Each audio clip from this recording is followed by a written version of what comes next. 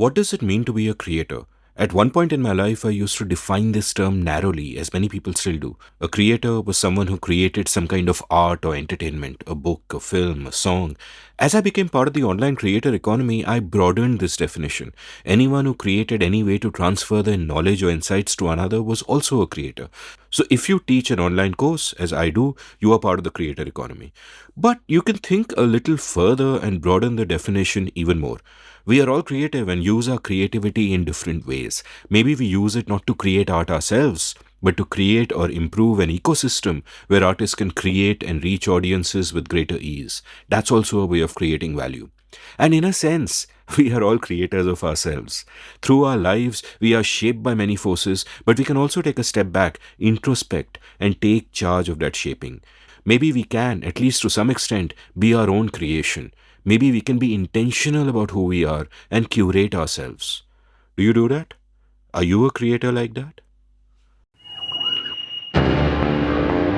Welcome to The Seen and the Unseen, our weekly podcast on economics, politics, and behavioral science. Please welcome your host, Amit Varma. Welcome to The Seen and the Unseen. My guest today is Meeta Kapur, who started as a journalist, became a writer, started organizing events. In fact, she started the Jaipur Literary Festival, and she now heads a literary agency called Siyahi. She also administers the JCB Prize for Literature, and we first interacted when she asked me to be a judge for that a year ago, and I cast aside my laziness for once and agreed. My good friend Prem Panikkar was a fellow jury member, and I went on to do episodes with two other jury members as well, Sarah Rai and Annapurna Garimela. We were the best jury ever. Anyway, back to Meeta. I find it hard to describe her simply because she wears so many hats, and every project of hers is a labor of love.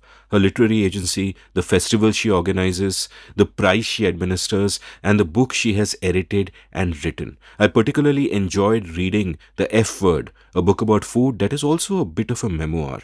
I knew I'd have an interesting conversation with her when we finally recorded together, as she's had such a rich life, but I was blown away by the rawness and the insights. I will cherish this episode, so do listen, but before that, let's take a quick commercial break. Have you always wanted to be a writer but never quite gotten down to it? Well, I'd love to help you. Since April 2020, I've enjoyed teaching 27 cohorts of my online course, The Art of Clear Writing, and an online community has now sprung up of all my past students. We have workshops, a newsletter to showcase the work of students, and vibrant community interaction. In the course itself, through 4 webinars spread over 4 weekends, I share all I know about the craft and practice of clear writing. There are many exercises, much interaction, and a lovely and lively community at the end of it. The course costs Rs 10,000 plus GST or about $150. If you're interested, head on over to register at indiauncut.com/clearwriting. That's indiauncut.com/clearwriting. Being a good writer doesn't require God-given talent, just a willingness to work hard and a clear idea of what you need to do to refine your skills. I can help you. Meeta, welcome to The Seen and the Unseen. I am so thrilled, Amit. Thank you. I feel like I have known you for many, many years, right? And we're old friends. And that's obviously not the case. Just to let the listeners in onto how I know Meeta. I, of course, knew of Meeta for a while. But last year, I was asked to be part of the jury of a prize which she administers called the JCB Literary Prize. And I was part of the jury. And all our interactions were online, except for the award ceremony where I met her for the first time. But somehow, I think not just with you, but all the other judges. I knew Prem Panikkar from before, of course, but Sarah Rai and Annapurna have since come on my show also, and that's where I met them. And there is this sort of very interesting thing that happens with online friendships, that some online friendships, even when you never meet the person, you just feel that that you're friends, that you can just meet each other and you're straight away in a comfortable groove. There's no awkwardness, no first time jitters. That's very true. That's how I felt with all five of you, in fact, and with you especially because we just met for that one evening, less than 24 hours. Yeah. But I think the weekly interactions that we had were intimate at another level. Like we were all speaking our minds, even if we were talking books. Sorry, correction. You were all speaking your minds. I was listening.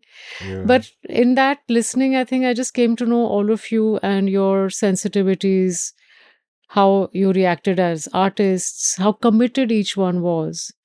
So you come to know the person, right? So the comfort zone that you're talking about. Yeah, and I was really And in. also the faith. The Hmm. faith and the trust that developed over those weeks. I don't think that's changing anytime. No, and now that you mention it, I haven't thought about it before. But that act and what really happened, again, for the benefit of the listeners, is that the five of us jury people would have to read 10 books a week and discuss them, or X number of books a week and discuss them in our weekly Zoom call. And as the administrator of the prize, you'd be there, you'd be silent, you wouldn't voice your opinion at any point. But, and just that act, like how we relate to literature, all of us, is very personal, right? Every book evokes something within us. So to see the different personal reactions of the five people also reveals something of them to you. Like when I talk about a book and I say why it didn't speak to me or why it did speak to me, that kind of sort of tells you a lot about the person. And do you feel that there is at some level a fundamental difference between a reader and a non-reader? There is a difference, and it's far more nuanced and than just calling somebody a reader and a non-reader. There can be various types of readers and various types of non-readers. When I say non-reader, obviously one thought that comes to your mind is that, oh, this person doesn't read books at all. And I'm not talking about that person. I'm talking about a non-reader of maybe a particular kind of thought in a particular book, or a non-reader of a certain genre, or so I'm talking about those people. So amongst us there is a reader and there is also a non-reader, because obviously everybody can't read all sorts of books. You have your own natural tendencies, your own likes and dislikes. But there is fundamentally a huge difference between a non-reader and a reader. In my eyes, a non-reader gets limited to a particular extent. And being a non-reader, maybe you collect your wisdom in many other ways. So I won't disrespect a non-reader ever. I'll just try and search more within his or her persona and see what is it that makes this character up. It intrigues me then. And I'm not dismissive, that sense. Yeah, I'm not dismissive either, and that's an interesting nuance about how some non-readers get their knowledge of the world and their take their imaginative flights through other media. I think at one time when there were only books, I would have said that there is a huge difference because a reader is living the lives of others, entering their minds. That automatically makes you more open, more empathetic in theory. I mean, I'm sure some terrible people have been readers as well, but all of that. And if you're not reading, you're just living your one limited life, doing your thing and not opening yourself out to a lot more. But today, I guess you can get a lot of your experience of the world through movies, through web series, through other media, and there's sort of a lot to be said for that. And like I remember our mutual friend Kartika, I did an episode with her a long time back. I think it was episode 149 or something like that, 150, around that time. And I remember there she spoke about something that various people have spoken about at various times, that it isn't that less people read today, right? The number of readers today is perhaps the same in percentage terms as it ever was, Hmm. and therefore the books keep selling and so on and so forth. And I wonder, A, do you agree with that? And B, would there be sort of a case like why would that be? Is it that innate curiosity and capacity to read, that curiosity and capacity to read is something innate which a fixed percentage of people will always have, or is it just a question of access, that you and I were lucky enough to grow up in homes where there were books around us, so we end up being readers, and many people who could otherwise have been readers don't have that access? So what are sort of your thoughts on? So I'll answer this in two parts, Amit. The thing is, I agree with Kartika that the percentage increase is there. Statistically, more population obviously will equal to more readers, because percentage wise you're growing in proportion, right? And My intrinsic belief is that we are, as a species, rooted in storytelling. We can't survive without storytelling. We have to. It is one of the reasons why we've survived. So you can't go away from stories and literature, whether it's the printed word, whether it's heard oral traditions, whether it's kind of transmitted from generation to generation, from household to household, within family setups. So that way, yes, the percentage will not go down. Books will never stop being printed. We will continue to read as a race. It's not going anywhere. Come whatever kind of technology, come AI, whatever else you can talk about. We can measure our lives in algorithms, but we will still go back to T.S. Eliot and still read Prufrock and still measure our lives in coffee cups. That notion will never leave, I think. The other person on the road may not realize and may not have read Eliot, but I'm just saying that metaphor kind of just goes on. It's perennial. The other thing is of access. I agree with you. Access is, I think, one of the conducive elements to making us into readers. Now a lot of people say, "Oh, I read on my phone, I read on Instagram." Now that's another definition of a reader. You, as I said, you can't be dismissive of that, right? So yeah, um, but I just wish I am still a purist. I still want people.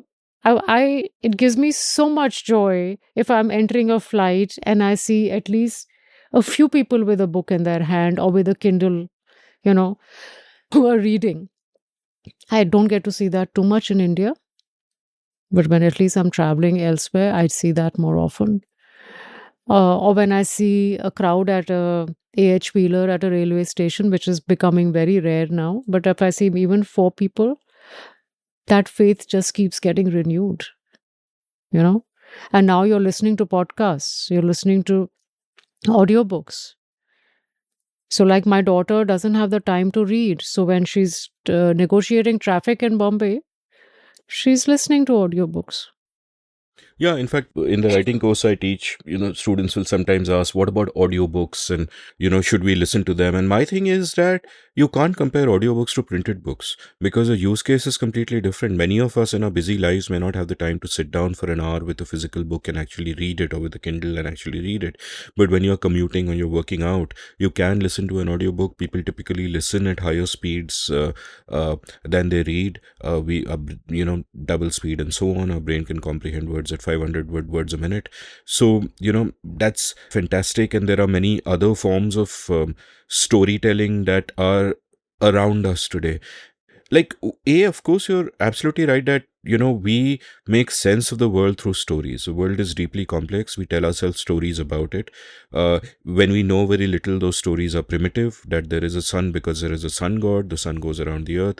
And as we know more, we tell better stories. But always every story that we tell is, conveys just a part of the truth. And I evangelize reading by talking about how we form a picture of the world by joining dots. And the more dots we have, the more high definition our picture will be. And the best way to get more and more dots is to build a reading habit, to read all the time, or listening to podcast habits, or whatever the case kind of might be. And one lament of mine, perhaps today in modern times, and perhaps it's just more visible, but it was always like this, is that so many of these pictures of the world and the simple stories that we tell ourselves are pixelated, they're incomplete, they're simplistic, they're wrong, they're held by people who don't actually read books. And that's a huge problem of our times. And what are sort of your thoughts on it? Because the community that you would mingle with and be part of all the time would be a self-selected community of people like you and me who are reading all the time, who are doing all of that. You know, does it bother you to kind of look around and see people who look at the world in a different way. And some of that difference, not all of that difference, some of those differences might also come from them being right about things that we are wrong about. But some of that difference is definitely from the fact that they're not readers. Like, to me, this is like really important. Reading is sacred, and I'm involving in that category of reading and immersion in any kind of deep storytelling. So if you're watching The Wire or Breaking Bad instead of reading a book, that's perfectly fine. Those are complex narratives with nuanced characters. But what are sort of your thoughts on this, and does it then divide? And there are many divisions in the world that we can talk about, the elites and the non-elites. But does readers and non-readers become another kind of and I'm sorry if I'm being a little incoherent, because this is not a planned question at all. It just came up Yeah, as we're no, speaking. no. Again, it's not a simplistic question to answer, because as I said in my earlier response, that I will not dismiss a non-reader. But do I view that non-reader with a kind of a question mark in my head? Yes, I do. While if I'm among my community of writers and readers, I know that their sensibilities will be attuned to understanding complexities of a narrative or of a character, and I'm talking about real life situations here, not just bookish situations, where imagination also comes into play. But here, will their imagination be chiseled enough and refined enough to catch those hidden points, the dots that you were talking about, that really clearly define a high definition picture? So a reader will be able to do that because that reader has been armed by so many worlds that she has explored within the so many books that she has read, right? Whereas a non-reader is probably hardened by everyday experiences of life, and that is the wisdom I was talking about, which is why I said I will not be dismissive. But I also always will approach that non-reader, to be very honest, with a question mark. इसने कोई किताब पढ़ी है? इसको क्या कितनी समझ है? How well is how well oiled is his imagination? Well, is he going to negotiate this space of where there are so many complexities? Our human nature is itself so complex and nuanced, and we are evolving every few minutes, if I may say so. How perceptive is that person? Just because he has not been exposed to the world of books. Now, that remains a question mark. Even so, when somebody asks me, oh, I need to buy a birthday present, and my first reaction is still, buy that person a book. Oh, but he doesn't read. I said, I don't care. Expose him. So I am with you on that. Reading is sacred to me. I am, as I said, I'm still a purist, and I still want to see people reading. And it just is so joyous when I see kids of today's time actually immersed in a book. So, you're probably sitting on a fence and you're trying to be accepting of both kinds of people, because there are all kinds of people that make up our lives, right? But a reader definitely sits higher in my perception still. Yeah, and I think we'd both be on the same page about the importance of access and luck and privilege in all of this, and another reason to not be judgmental. Like, my good friend Ajay Shah and I were, discussing something one day, and I don't want to, I want to do justice to his thoughts, so I will let him elaborate upon them at some point in time. One of them was that privilege goes deep in ways that sometimes we don't even realize, and we sell a dream that, we use a word like meritocracy and behave as if it is accessible to everyone, when that might be a bit of a lie. And what he precisely meant was that if you grow up in a certain kind of family, in a certain kind of intellectual environment, as a kid, you have that sort of leisure time and the ability to take a step back and look at the world a little differently, with reading being one of those things. Whereas if you're in a different kind of family, even if you get those same opportunities, the way you think about the world is more limited and goal directed, was a phrase he used that struck me.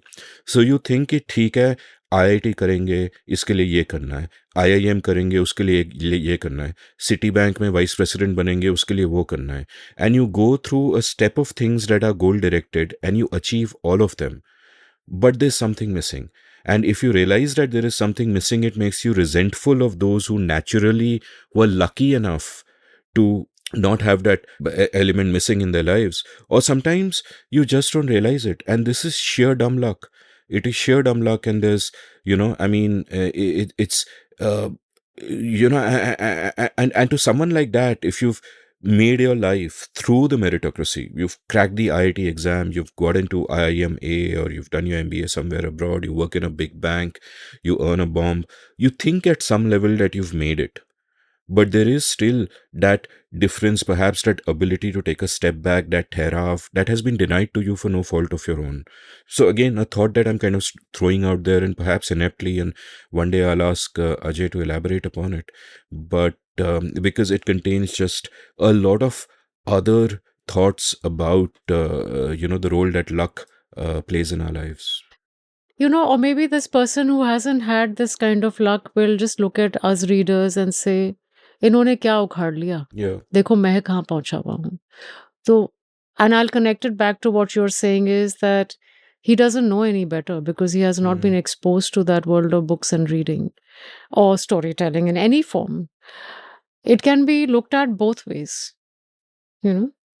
So, and I also want to bring up the point that 3 generations back, there were especially women who didn't have access to education, who were denied the luck of having to read books. But they brought up their children with such wisdom that they turned out to be fantastic, solid generations. But they were also fed on some form of storytelling, right? So it's not a very simple situation to gauge and answer. Which is why I said I'm not going to be dismissive of a non-reader, but yeah, now that you're making me think about it, privilege, access, meritocracy, all of these are very big words. And sometimes we misuse our privilege also. So that sense of responsibility, how much of us are exercising judiciously vis-a-vis a person who does not read, who does not believe in books of any form. We are talking mediums now. I don't know. It's not a very easy question to answer. And my effort individually, because of my work and because I write also, and I'm dealing with books all the time, is to always encourage people to read. I've literally just converted an 83-year-old woman who stopped reading for 20 years. She's back into reading in a big way, which is just, for me, it's a win. So I'm talking about real life practical experience here. If you can convert people into reading, I think that is what we need to achieve, Even if there are many non-readers out there, we have to constantly keep exposing them, making that effort. Hey, why don't you try it? Let's not thrust it down their throats and say, oh, you're a non-achiever, even in spite of having a bank job, but tum padhte nahi ho. Let's just approach it the other way and be on a mission and say, I was reading this beautiful book and this is what they said and this is what happened. And you instill in them that fire that I also want to read that story. Can we do that? Can we do that more and more and more? Maybe we'll get a lot of, maybe even 5 non-readers in the next 1 week convert into reading that one book. We've opened up a new world to them. And why not? And one of the sort of ways in which we misuse our privilege as readers is when we sometimes get snobbish about books. Like, that really irritates me, where readers will say, oh, what garbage are you reading? This is an airport bestseller. Why are you reading Chetan Bhagat, or whatever the case might be? And what I am always at pains to point out to my writing students and anyone who asks is that don't have a hierarchy of books in your head. That these are the kind of books that I must read and these are the kind of books that at best are guilty pleasures. No, if you read anything, it's great. Read what gives you joy. Read what you enjoy reading. Don't overthink it. Don't throw good money after bad, like good time after bad. And, just because you've started a book and you're not enjoying it, you force yourself to finish it.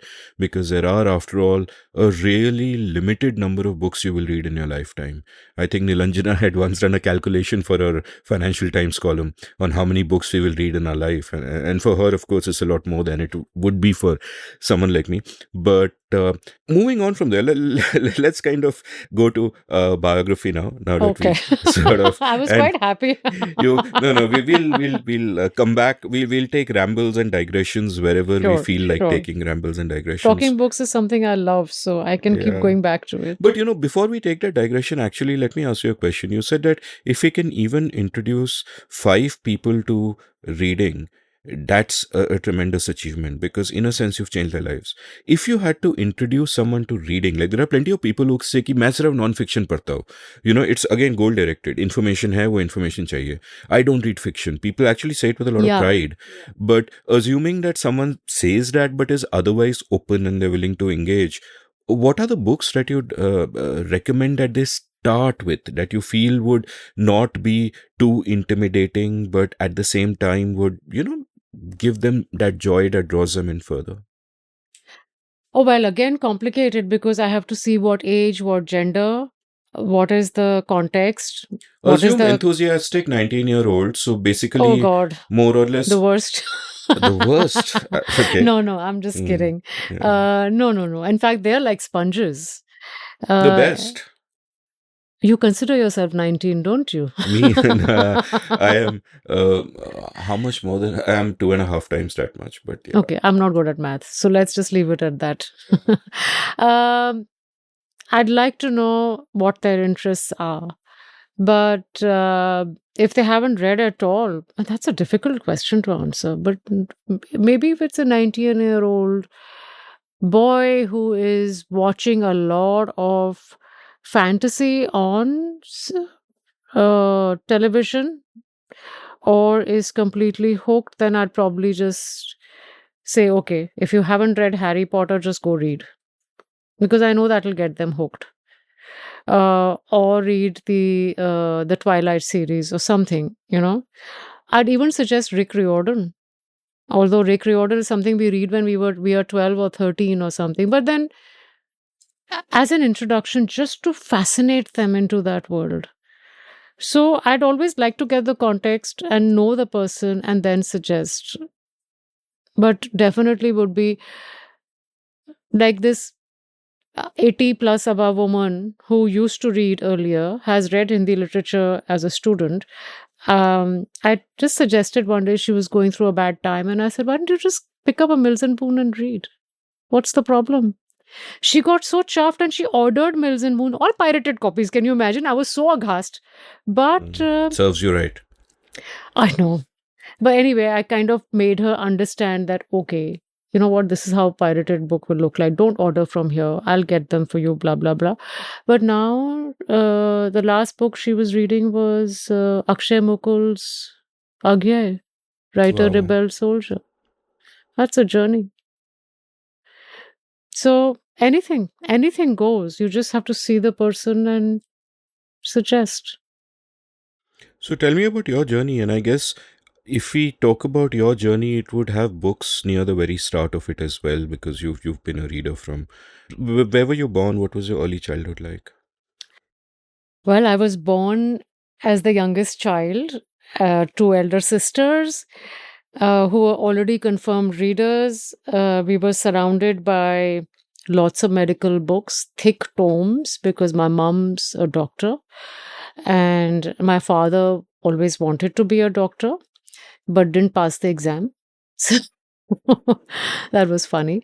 But yeah, that's how I grew up. So I remember reading the proverbial Enid Blytons, but I started reading very, very early. Like I was 4.5 is what I'm told when I picked up my first Enid Blytons, and not the naughty variety. I went straight to the, which was that? Mallory St. Towers? Clair's. St. Clair's, yeah. St. Clair's and then Mallory Towers. And I had probably just finished almost all of those by the time I was 8ish or something, and I was on to Nancy Drews and which was that famous five and all of those things. By the time I was 10, 11, I was done with those. Where was this? This was in Jaipur. We were growing up. I was studying at MGD school, an all girls school, but we had teachers who just encouraged us to read all the time. And yes, you went through all the fairy tales and all of that. Got into reading heavier stuff pretty quickly in life, not understanding it, because my sister was 8 years elder. So we had, grown up books already there and like very accessible to me. So whether it was Arthur Haley or whether it was Nathaniel Hawthorne or whether it was Eliot or whether it was Leon Ury at that time. Who was that guy who wrote Wheels? Alex. I'm forgetting the name now. Anyway, those were the best-selling books of that time. So one picked up, I think, and there was never a time when my sisters who were 8 and 5 years elder to me ever told me that you're not meant to be reading this book because you're not grown up enough. I didn't hear that phrase in my entire childhood. In my teenage years, we were not barred from mills and boons were lying around openly in our house. All sorts of Harold Robbins, Chase, everything. None of us were, my parents never told us ki, this has a lot of sex in it, so you can't read. वो नहीं था. So we just read and played a lot on the streets. So a lot of outdoor activity was always like, my mother was a workaholic, and so was my dad. So we were never told कि अंधेरा हो गया घर वापस आ जाओ. And we were also living in safer times. So it was a very freewheeling, happy childhood. Lot of good food, lot of travel, lot of books. So we just grew up like that. Were your parents different from other parents in the sense that with your mother being a doctor and a workaholic and your father presumably being, a supportive husband but not himself a doctor, like you said, he failed the exam. I would imagine, therefore, and the fact that they're letting you read anything, they're not asking you to come back before dark. I'd imagine that therefore that automatically means that your upbringing is like an outlier upbringing. It's very different from other kids your age. Would that be the case, or is that something you kind of saw at the time? Tell me a bit about your parents. What were they like? What was your mom like? Mom was a Hitler. She's a Virgo, anal, perfectionist. Even a single pleat of her starched sari wouldn't be out of place when she left for the hospital. She did her MD after I was born, by the way. Oh, after having 3 kids. After having 3 kids. And she switched from being a gynae to a pediatrician. And she Wow. was a gold medalist.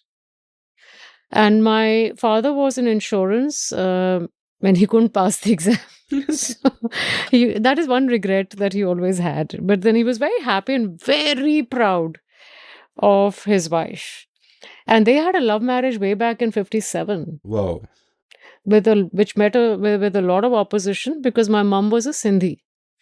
And it was unheard of at that time. They eloped, got married, came and told the family. Nobody spoke to them for a few months, and they all came around. And my mom actually gave up a lot, of her Sindhi identity because of the conservatism in the family and all of that, which is, I think she still lives with that regret, but she's okay with it now. I mean, high time. She's 90 now. But they were very different as parents. 3 daughters, no son. They held off that pressure of going on giving birth to more and more kids because ladka to hona chahiye. My father never ever regretted not having a son. I think that was it was never a part of our lives कि हमारे भाई नहीं हैं. Whereas we were growing up in a very conservative Jaipur where girls didn't wear pants, forget about sleeveless. And I was roaming around in bikini straps ever since I became a teenager. I couldn't care. My mother never stopped me. My dad never said anything. So that's how we grew up. And we knew we were growing up differently. We knew that we were told to just be ourselves, follow our dreams, speak our minds. And we did get a reputation because of that. Because you know how small towns can get. ओ वो तो ऐसी है और वो ऐसी है, वो school में डेप्यूटी हेड गर्ल थी तो वो बहुत बॉसी होगी, hence not fit for our house. Were you a deputy head girl? I have never gotten along with head boy, head girl types. But... So I was a deputy, okay? So okay. not the head girl. Yeah. Yeah, and so yeah, our upbringing was very, very not restricted in terms of gender. That the social conditioning was that yes, we must get married was there. That much social conditioning, I think, the entire society at that time had, and we also grew up with the thing कि हाँ शादी तो करनी है. And yeah, so we went through that as well. And शादी करनी है, बच्चे तो होने ही हैं. That is one thing I think we gave into, which right now when I look back and say अगर नहीं भी होती तो ठीक था, given where our lives are. But yes, we were, as your question is, that we were very, very aware that we, as three of us sisters, were very privileged in terms of the kind of childhood we had. Because we saw our cousins going through a completely different story altogether. And even things like you have your period, you can't enter the room that has the mandir. I've seen my cousins go through that, and I used to just look at them and say, what? I've never heard of this. My mom's never told me. She said, oh, tum mandir ja rahi ho, but you're down. I said, so? How does that matter? It's a natural phenomenon, but that's what was explained to me. That is absolutely scientific. So there's nothing to be ashamed about. It's not a stigma. And like in the middle of the night, if I ran out of sanitary pads, I used to wake up my dad and say, Papa, jaake leke rao. And that's how we grew up. So if I see something else happening, I am revolted, disgusted, and I still see it happening. So I think, yeah, you're making me really more and more grateful as I'm speaking and realizing, oh my God, it was a beautiful time. Bunch of things I want to double click on. First is an observation that first struck me when I did an episode with Kavita Rao on Lady Doctors. Her book is called Lady Doctors, about women who became doctors in the 19th century. Gives me goosebumps to think about some of those stories. And one of the things I realized while reading that is that if you were a man who became a doctor in the 19th century in India, it was largely a question of luck and privilege and right place, right time and all of that. It didn't mean you were anything outstanding. If you were a woman who became a doctor in 19th century India, it doesn't matter how lucky you got. The bottom line is you were extraordinary. Just by dint of making it that far, you were extraordinary, period.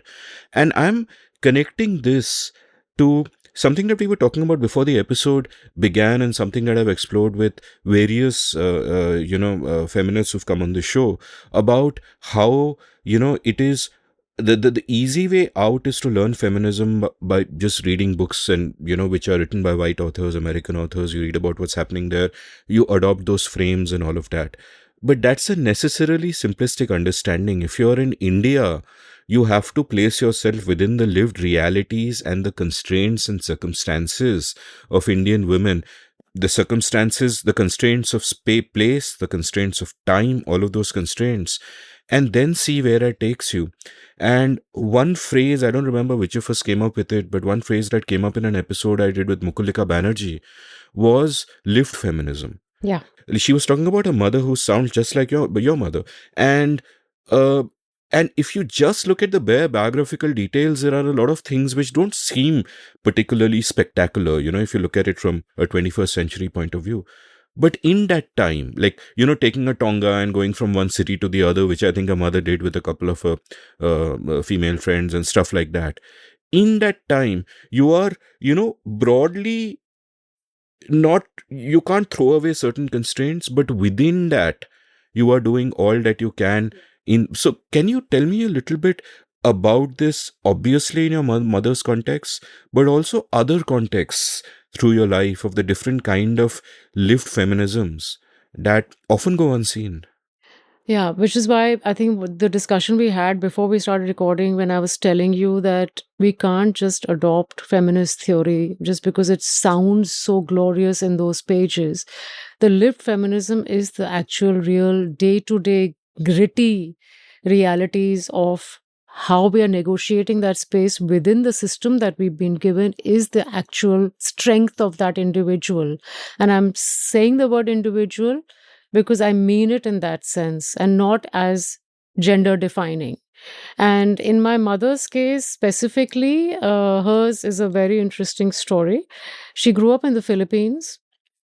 Her father was a businessman, very cushy life, beautiful house. You call I mean, whatever kind of artifacts and everything luxurious. And then he was involved with Subhash Chandra Bose's movement, very trusted man. And one fine day, he didn't come back home when the Japs attacked Philippines. And my nanny, who was all of 4 feet 5 inches or something, or maybe less, around that time, and so many children. So two of my uncles and three or four of these sisters. She made them just wear chappals and made them put on like layers of clothes. That's what my mom told me. And they ran in the darkness in the fields to escape the Japs, and everything reached a safe space. In those days, without mobile phones, without whatever, my nanny managed to contact her brother who was in Jodhpur. And this was around the time when partition was happening here. And they managed to kind of make it to India, landed up in Jodhpur. Mommy was always very inclined towards medicine, so she took admission in Jodhpur Medical College. And before that, they were studying in some other college where she met dad. So that's how their love story began. And he was a real hero, I'm told. He was very well turned out, dressed, very, rose nice shirt chahiye and all of that. But didn't come from a very privileged background, by the way, even if I'm making him sound like that. But that's how their love affair grew. And she was like 100%er in all her subjects. Like, if she got half a mark less, it would be a matter of like defeat. And this was not instilled by any parental pressure. This was just herself. And then she moved to Jaipur, did her medicine here. They got married, lived separately. In the whole in-law space, where there were three other brothers to my father and their wives who were not educated in the beginning. They all did their MAs after they got married and had children. But mommy was the only professional working woman, married into a family where my grandmother was the ruling matriarch and very conservative. Ki बाहर से आ रहे हो तो पहले चाहे सर्दी हो, ठंडे पानी से पहले बाहर वाले बाथरूम में नहाओगे तभी घर में घुसोगे. So that kind of छुआछूत used to happen in that household. But mummy क्योंकि मेरी बहू डॉक्टर है, she was excused. But again, after a little bit of negotiating that space. So she went through all of that. But then there were other restrictions. Tum Sindhi khana nahi banaogi, tum Sindhi nahi bologi. There was always that taunting culture, which was rampant in those days. She went through all of that. But the fact that she's a doctor and she saved everyone's lives at some stage or the other within the family and their children's lives, I think everyone in the extended family still respects mommy for what she did as a person, as a human being. She was always there for everyone in spite of whatever would have happened in the back. So that's how we grew up, learning to be strong, to be independent, to negotiate spaces, to sometimes fight and throw tantrums and throw hissy fits and get what you want if you know that you are right in your asking for what you're asking. If you have that much faith and courage of conviction, go for it. So we saw her in all sorts of roles. And we saw our father also negotiating that space being the head of the family with his brothers, there were certain restrictions they were trying to impose and all of that. But I think we came out just fine. But mummy stood her ground a lot. I remember one conversation I overheard. We were in our rooms supposedly sleeping and they were trying to figure out their taxes. And she realized that Papa had put a sum of her income as a doctor into a fixed deposit. He had this mania. हर चीज fix deposit में डाल दो, बाद में काम आएगा. Very typical of that generation.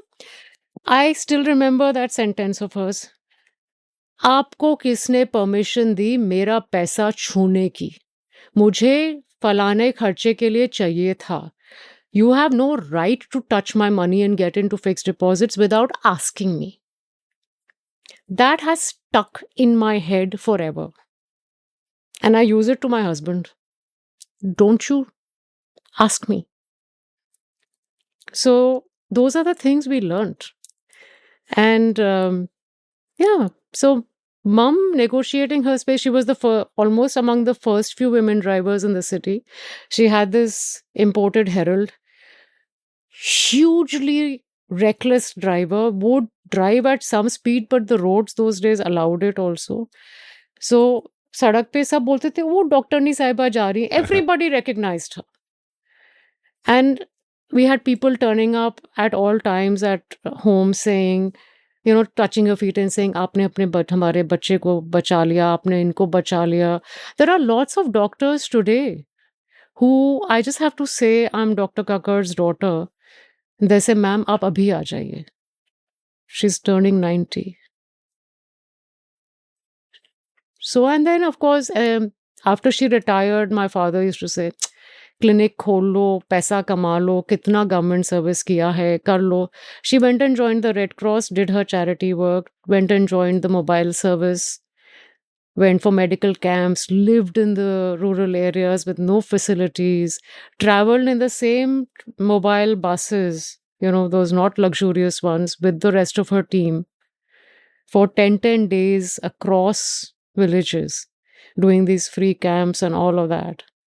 And still came back and ran her house, made sure we got our meals in time, and all of that. I mean, I don't ever remember, just because my mother's a working woman and my father's also working late, that I haven't come back to a hot lunch or hot. We always had hot snacks at 4:30 sharp, straight from school. And every day the menu would change. So we've also learned to juggle everything. And for us, it's not like a big deal. We just know how to do it. When everybody says, oh, itna multitasking, arey yaar, your choice. Do you want to do it? Do it. If you don't want to do it, don't do it. But do it with ease.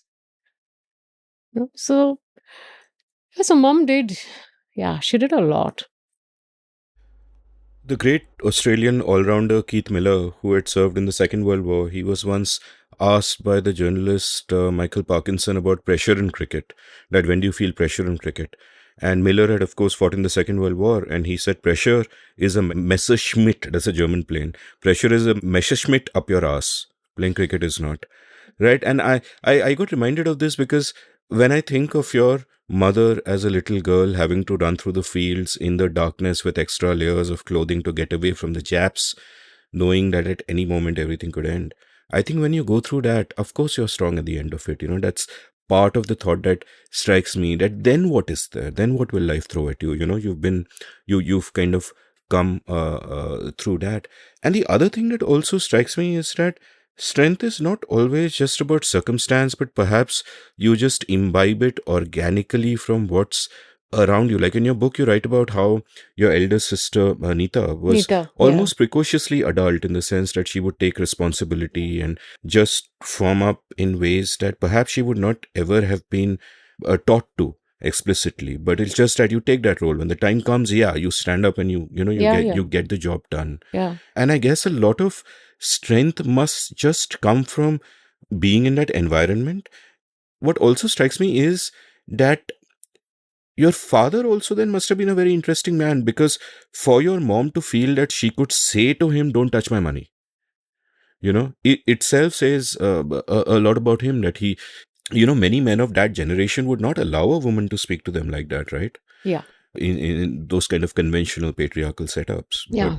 Yeah. No, he was. He was actually, incidentally, he didn't become a doctor, but he was a gold medalist. He wrote a couple of books as a zoologist. wow. Yeah. We don't have any idea where those books are. Oh shit, you don't have No, no, copies. none of us had that kind of. He lost the contracts and everything way back. So, and we don't. I think my sister may have a copy or something. I haven't seen it in a long time. But he was very, very committed to his job. He was working for that time, insurance wasn't privatized. He was working for the Birlas, but he would treat the company as his own. His faithfulness, his loyalty, his long hours. Like I remember somebody telling him कि तुम्हारी company थोड़ी है. As a child, I remember one of his friends telling him, तुम तो ऐसे काम करते हो कि तुम्हारी खुद की company है. He said, हाँ, पर मेरे को मेरे काम बहुत अच्छा लगता है. तो he would still come home at 8:30 every night and tour and travel and all of that. So we grew up just watching both of them have such a strong work ethic. And as parents, they were very family oriented. They never socialized beyond a point. There was like this rampant local club culture in Jaipur. I don't remember mom and pop going out so much. I mean, we did have a close group of friends. They would come over, we'd go over, all of that, and had a huge extended family. In any case, it was a party all the time. Everybody's in and out of each other's houses. But it was like at the end of the day, he definitely did both talk to us. Kya padha, kya aaya newspaper mein. So that kind of quality time spending with the family was like a part of our routine. With us winding down, whether it's winters, then mom would do hot chocolate. That time with marshmallows, because we had some ways of getting them into India. Us time to smuggled hi aata tha na. So we grew up like that. Yeah, Diwali की time है तो कोई और ही type of खीर बन रही है रोज रात को, you know, leading up to it and also all of that, but the nightly ritual was that. And I still remember Papa would come into the mandir was in my room, so he'd come in to, kind of switch off the light and हाथ जोड़ के हमेशा सोते थे. So he would always come in and kind of maro one of his two, three smart lines. He had a Like, very wacky sense of humor. So my middle sister was always in trouble. So he would call her, and I think she was his favorite. And none of us minded it, by the way. That's how equanimous our upbringing was. That so her pet name was Guddu, and he would say, Guddu, तू ना लीतने की ना पोतने की, तुम मट्टी के माधो है. So मट्टी का माधो is basically तुम कृष्ण भगवान हो, मट्टी के बने हुए, कोई मारेगा तो टूट जाओगे. These are all very Jodhpur lingo, he grew up in Jodhpur. And he would just say, तुम useless हो, or something like that. And all of us would laugh. He'd come and pinch my arm. He'd say something to my elder sister and march off. It was very normal for us, and we'd all giggle and laugh and just go off to sleep. Reading, always. So Papa was that way, yes, always committed. He'd make sure. I still remember as a child, I used to hate tying my shoelaces. So I used to go up to him and say, Papa, मेरा जूते का less बांधो. He'd make sure अच्छा नाश्ते का tiffin है, water bottle रखी है, नहीं रखी, drop us to school, and come and pick us up if he had the time. Because mom never had, she was on duty, but we always had cars and drivers. So that was it. But he would always be very, very particular, I think. And he did face a lot of pressure because the other people in the family, in the extended family, weren't that broad-minded. And I still hold him responsible for a few things. Since we are talking honestly, my elder sister wanted to become an architect. His elder brother persuaded him, नहीं, लड़की है मत allow करो. पता नहीं वो क्यों उन्होंने सुना. So there are things that I also hold things against him. That why did he do that? Because she was brilliant and still is, I would say. कुछ decisions life में गलत होते हैं. So कुछ वो decisions उन्होंने भी गलत लिए. But overall, I think he did a fine job. no, he sounds like an amazing man. And I know someone in this day and age, an acquaintance of mine, who has a couple of daughters who are going to college and in that college age, and one of them is in engineering and the other one wants to do design, and he doesn't want her to do design. He's forcing her into the engineering path, and he's saying ki, and the arguments are ludicrous, but the arguments are from 50, 60 years ago, and they were wrong even then, of course, but those arguments are just wrong. So that kind of mindset is sort of just so prevalent, and makes me so angry, because if somebody is drawn towards something and they want to do that, you are just, affecting their life so harshly by not allowing them. When you speak about his work ethic, that he treated his company like his own company, and I've gotten to thinking, like, I think about how my dad lived his life. He was an IS officer, joined in the mid 60s, very honest and idealistic, as I think people of that age were when it was a new nation. Also had a roaring love affair with my mother and all of that, Punjabi Bengali scene happening out there. So we have something in common there. And both my parents had this strong ethic that do not waste any of your food. I remember right till the end of his life, and I took my father to the Marriott once for the breakfast buffet, and I swear he tried everything, right?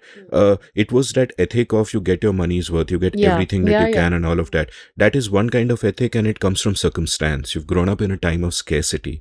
Everything is so valuable. Another kind of ethic is that sort of loyalty that you see around you, that people may not have jobs, people may not have whatever.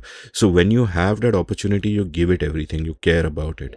And in modern times, we see that those incentives have changed, the circumstances have changed. There'll be young people today, like one common complaint I hear about young people, and I think all the young people I encounter through my writing course and all are absolutely awesome, but the complaint that I otherwise hear in other contexts is कि यार work ethic नहीं है, every 2 years they're changing their job, 5 बजे निकल जा रहे हैं, Sunday को काम नहीं कर रहे, ये नहीं कर रहे, वो नहीं कर रहे. Now, without passing a value judgment on that, I thought I'll sort of just think aloud on this, because in that sense, you and I grew up in a time where our ethic towards so many things was so different, right? And today it's kind of changed, and you don't want to say good or bad. If there isn't a scarcity of many things, I think that is awesome. When you look at these sort of changing times, and your parents almost seem a personification of the good aspects of that, in a sense. What are sort of your thoughts? Yeah, I do understand what you're saying, Amit. The work ethic that we grew up with and that we still follow, because that's so deeply ingrained in our nature that it comes instinctively to us, is fortunately or unfortunately not the work ethic that people of today's generation will follow. You made your point that that kind of scarcity is not there. So the fire in the belly is not there to that extent. To ace it, to reach higher, to make sure that each day is productive. But I'm also questioning that, aren't we responsible for giving them that work ethic as parents? We've given them everything on the platter. Where is the fire in the belly? Where is that need that I have to get this? Because ये मेरे पास नहीं है, तो मेरे को कमाना है. Most privileged backgrounds kids, I am seeing it rampant these days. They think it's a bane to work. And I'm revolted by it. But I'm also saying, and I'm not just pointing it out to the parents' responsibilities, because right now there's a whole ecosystem that goes into the bringing up of a child. It's not just the family setup anymore. That whole ecosystem is equipping them to that sense of entitlement that they have. That what you and me would say कि हर 2 साल में job क्यों बदली, for them is normal. They don't know any better because they haven't been exposed to that kind of life. So if you've not been exposed to that kind of life, how will you understand the value of what you have? Right? I'll tell you something in my house only. When my girls were growing up, I made them wear Lotto and Bata shoes till they were teenagers. They saw their cousins in the same house wearing branded shoes. But I did not buy them those branded shoes. I said, nahi, mere paas, main yahi dungi tumko. But 10 years later, when my son was born and we were in a better affluent situation, Even we had moved on from that Bata slot, and my girls have turned around and questioned me, how is it that Rehan got Nike shoes when he was 13? We didn't. So I'm talking about that sense of entitlement and the prevalent ecosystem. We've moved on from post to post to post. What are we giving our children? What are we exposing them to? If you haven't exposed them to that kind of scarcity or that kind of balanced attitude, why are you expecting them to have a work ethic? Yet there is another spectrum to this generation, which also I am seeing, and it is a rampant reality which disgusts me and revolts me, is that you're seeing your parents work their asses off. Even if you have every comfort in life, what are you doing to contribute to the family income? And if that person is seeing a work ethic still and yet not contributing, that person in my eyes does not deserve to exist.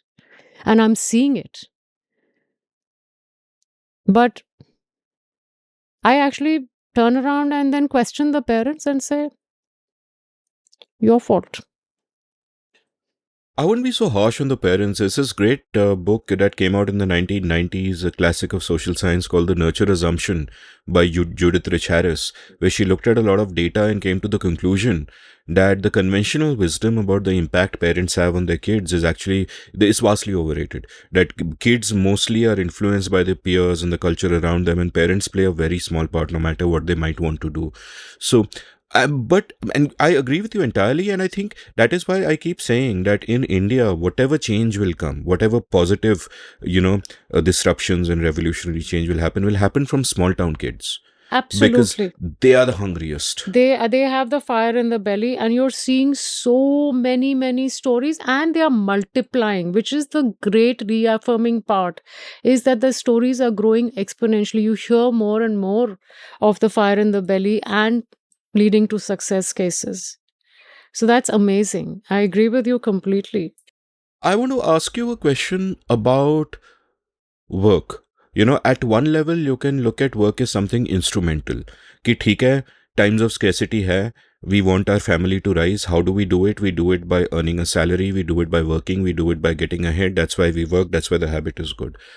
At another level, even outside of that instrumentality, work is important in and of itself because it shapes who you are, it builds character.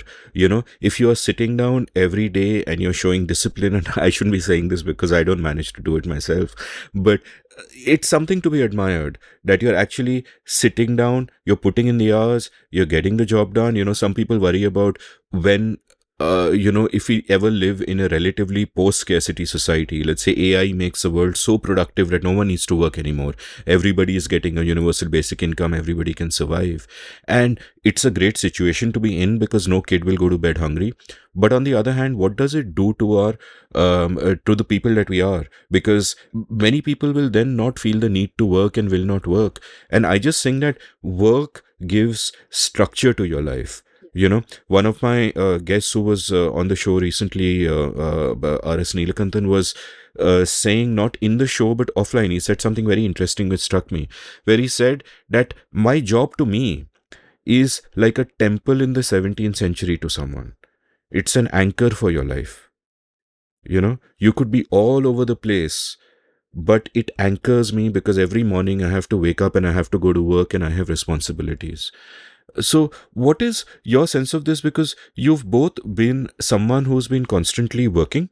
And the other thing that I noticed from the little information that I might have about you is that you had to be self-driven. It is not that you have a job and, that gives structure and that gives routine, but you've essentially been a constant entrepreneur, whether it is CIE or whether it is organizing the festivals you organize or all of the things you do. And we'll talk about all of them in detail. But what is the role that work has played in your life? How do you think about it? What are the ways in which you think it has shaped you? And when you look around at others, what is your observation on the importance of work in all our lives? Okay, so I'm going to establish a bit of context here. I was working till I got married. And I got married under very different circumstances. So I gave up work for the first more than a decade and a half of my married life. No, slightly less. I went back to work in first to help with the family business. I tried that for a year because they needed me. And I actually walked out, showed them the finger, and I said, too patriarchal, can't do this. So I came back to my first love, writing, and I started freelancing as a journalist. Then the festival thing happened and Syahi happened. For me, my work is what gives me my identity. I do not draw my identity from being married to Rahul or being a mother to my three kids or being a daughter to my parents or being a sibling to my sisters. My identity comes from me being a writer, a journalist, a literary agent, and the work that comes from that, and a producer of festivals, and whatever roles. Role playing then becomes incidental. For me, it is, yes, it is what drives me every day. It gives me reason to live. It makes me look forward. I am still hungry to open each and every manuscript that comes into my inbox. Um, I still have that greed. That greed is there in me every day, that I will chance upon that new fresh voice. I will nurture that particular writer's talent. I will mentor the next young person who's coming to work with me at Syahi to become a strong individual. I will do the best I can for an event that I have designed, conceptualized, or I'm trying to produce. It's that constant craving to constantly do better than what I've done. So that self drive is there because I don't know how else will I survive. I don't know how to do it. And for those few years when I was just sitting at home, bringing up my kids, cooking, whatever, I always felt incomplete. There was always that restlessness. There was this discontent. Not that I was unhappy those years, but there was something that was constantly niggling me. That was leaving me feeling, I think, more than restless, unfinished.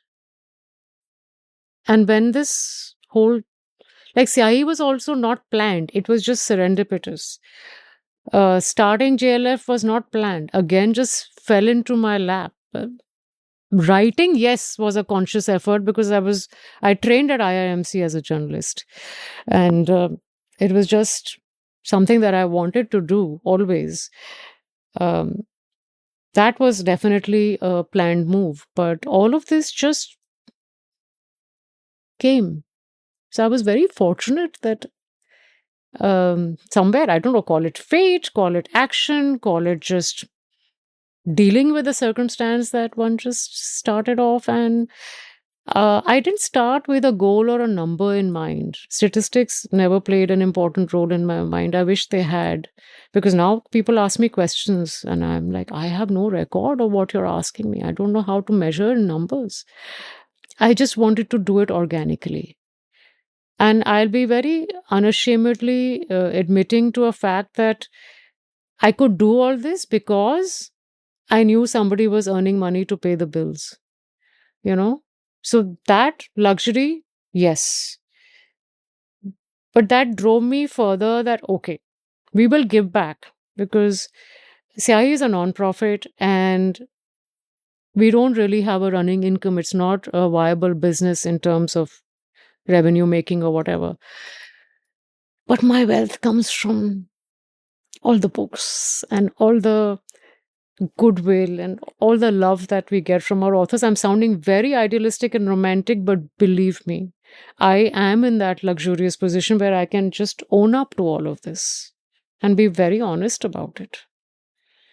But yes, work is something that drives me constantly. Like my office is at home, Amit. But I will still follow the routine of going down to my gym, coming up, getting ready sharp at quarter to 10, 10. I am on my table. I do not have breakfast with my family. I don't have lunch with my family, in spite of having office at home. I work. Every lunch is a working lunch. Every breakfast is a working breakfast. There is no breaks to my day. There's absolutely no breaks to my day. There was a time when CI was still young, and it's a joint family that I live in. There were expectations of, oh, aaj is rishtedar ki yahan lunch hai, ya chai hai, ya something. That was one thing I was just very rebellious and strong about. So I'm not available. My working day is sacrosanct. I am not available. So get used to it. That's how, in spite of everybody asked me this, that you work from home, isn't it distracting? I said, no, I'm just not available. Simple. You like it, you don't like it, suck it up. But that's how structured physically also my day is. And if I'm like, because you're dealing with international publishers, you have late night meetings or early morning meetings, depending on time zone differences, you're doing it. What you said earlier about when you said I might sound too idealistic, you, at least to me, you did not sound too idealistic, because I think sometimes the only tangible things are the intangible things. When you speak of the goodwill and all the books that are there and all of that, I mean, money comes, money goes. Other more visible markers of success, I think, to me, don't really matter. And I wonder if there's, and I'm thinking aloud, and I hope I'm not stretching too far, and we'll talk much more about food and cooking also in your wonderful book, The F Word. But one of the thoughts that sort of strikes me about cooking, and it's something that Varun Grover in his episode with me also spoke about, is how everything is about the process of doing it. Because in the end, there's nothing. You make the food and it's eaten and it's gone. He compared it to rangoli, right? It's a temporary thing. You can spend 5 hours making the most beautiful rangoli and the next day it's gone. But the pleasure is in the doing. The pleasure is not something that remains. And cooking is a bit like that, because you make something, it's gone. The people who've eaten it may not even be mindful. They may not thank you. They may not even notice the taste. But your pleasure was in the doing, right? And we'll talk much more about food and the pleasure you took in that doing, because some of that is pretty evocative. And am I then correct in saying that it seems that is your approach towards work as a whole? That it's got to be done, so I'm going to do it, and whatever happens, happens. It is actually. And you're right that the pleasure is in the doing. Whether it comes to working or cooking, for me, it's the same. The process, the whole going through that motion, whether I am experimenting with texture and ingredients in the kitchen or I am at work, for me, it's equivalent joy. It's the whole thing of making that book come alive, discussing it right from the germ of an idea, and then finally, maybe a few years later, seeing the book out. I can't even explain that feeling. It's like, I think, okay, let me use a very cliched terminology here. I feel as if I've got tons of kids. Each book is that precious. And when it comes to cooking, yeah, I mean, I am absolutely thrilled when I'm beating egg whites, or when I'm swirling the ganache for a chocolate icing, or when I'm just kind of throwing in lemongrass and lime leaves and galangal together, which is what I was cooking last night. So it's fresh in my mind. And I'm standing right next to the stove, but my nose is blocked. So I'm literally asking my Bahadur, खुशबू आई नहीं आई galangal lemongrass की, मेरे को नहीं आ रही, जल्दी बताओ तो मैं prawns अंदर डालूं. So these are very sensuous experiences, but for me, they are very integral to my existence. The same thing is, if I'm reading a manuscript and I'm saying, but ये chapter तो शुरू में होना चाहिए था, ये इसने बीच में क्यों डाला है? चलो restructure करते हैं. I pick up the phone and I call the author and say, how about starting like that? For me, it's the same. So it is in the doing, the process. Like, I literally called up this designer whom I've seen grow from her garage at the back of her house, now going international. And she's also wildly expensive, by the way, now. So I called her, I said, सोचा है किताब के बारे में? क्या कर रही हो? Have you seen the kind of fascinating journey you've made as an entrepreneur? Likho. So she said, oh my God, I never thought about it. So even just planting those ideas in other people's heads is also like, that conversation is something I'm never going to forget. Because it just added so much happiness to my day. I said, thank God there might just be another book coming out there. So yeah, for me, it's both are equivalent. There's, in fact, a lovely para from the F word which I'll read out, which indicates how meticulous you are, where you write, quote, even after so many years, it is a moment of triumph when I rustle up a dish perfectly. For a recent wedding anniversary celebration, I created a 5-layered cake with vanilla sponge, profiteroles, honey mousse, almond praline, and chocolate sauce. Before this came a 7-course meal. The rule has always been that no rules are followed. I started with a kebab, throw in a Lebanese salad, Vietnamese laksa, Thai chicken curry, Indianized stir fry, watermelon sorbet, and Goan fish, all served with noodles and boiled rice. The evening turned into a cherished memory for mom and dad. Stop quote. We'll talk a lot more about food and cooking, but I thought it was apt to sort of read this out here for the sort of the meticulousness and the clear joy in just, the process. The food is made, it's on the table, it's eaten, it's forgotten, but, that process is sort of what matters. One of the themes that fascinates me when I speak to my guests is the shaping of the self. Like, how do you become who you are? And, early in your arc, it would seem that it's part of it is just at house, your remarkable parents and kind of growing up like that, where both organically you learn how to become a strong woman, but equally you're in a progressive household where you can go out and play, you can read anything, that all those restrictions aren't there. And I guess that's part of what is shaping you. So, before you met your husband, and started going out with him, before that, when you're younger, tell me about what is your sense of self at that time, if at all one can have it, because I don't think I had much of a sense of self when I was young. But, like, what do you want to do? What do you want to be? What is life for you? Like some women of that period, most women of that period, I think in India, unfortunately, would think within the constraints of कि ठीक है मेरी शादी होगी मेरे बच्चे होंगे blah blah blah blah blah blah. But what was it like for you? What was your sense of self and how was that evolving at that time? I don't think I had a sense of self when I was 14, 15, clearly. I just remember 2, 3 things that shaped my thinking at that point was I saw my sisters get married and I made a promise to myself. मैं arranged marriage नहीं करूंगी. That I promised myself. I saw them get married and make sacrifices that I don't think they deserved. They were both fucking brilliant. And that was the second thing I promised myself. कि arranged marriage या love marriage, जो भी है, I don't know. But I'm not going to fall into my family choosing कि कोई लड़का मेरे को देखने आएगा. वो नहीं होगा. वो मैं नहीं होने दूंगी.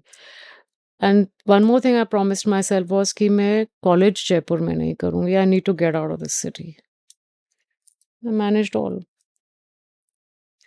I mean, so if you're looking for an equivalent of sense of self, these were the 2, 3 things I had in mind when I was approaching like my 12th class and didn't discuss my choice of subjects because I believe this choice of subjects becomes a thing in every family, no? 10th board ke baad ya usse pehle. It was never a thing for us. Like my parents just didn't say anything. To me at least. Did liberal arts, everything. Luckily for me, when my 12th board results came out, my parents were on a world tour. I was living with my aunt and uncle. I think both my sisters were married. Yeah, both of them were married by then, so I was pretty much like So I called up my dad's office, called up somebody there, got all the DU forms, filled them up, took my sister along, did my interviews, got admission in all colleges that I applied in DU because I topped my school. I was a gold medalist. So, and I just, by the time they came back, I had decided कि either I'm joining Stephens or LSR. I had admission in both. And so I don't know if that is a sense of self or not, but these are the memories I have. I mean, I never thought of, I just went along and I said, मेरे को ये करना है. Or maybe not even a sense of self, but just a shaping of the self. I mean, if this is who you were, this is Yeah, these were yourself kind of coming things that into I being. promised myself कि ये सब मैं नहीं होने दूंगी. Like I saw my sisters going through this whole ladka dekhne wala. Not they were not humiliated, luckily, or anything like that. Nothing untoward happened. It was all okay. But I was just instinctively revolted. Probably that was the start of my sense of self that this is me as an individual. I'm not taking this kind of shit from any family, neither from my own or somebody else who's going to come and see me. So those kind of things, yes, must have defined my way of thinking. And yes, my mom did say ki, acha, let's just go for a drive and see Rajasthan University, you know. Very subtle, eh? I said, sure. And we both sat in the car. She drove me. When Rajasthan University campus is sprawling, and that time was quite beautiful, I must say.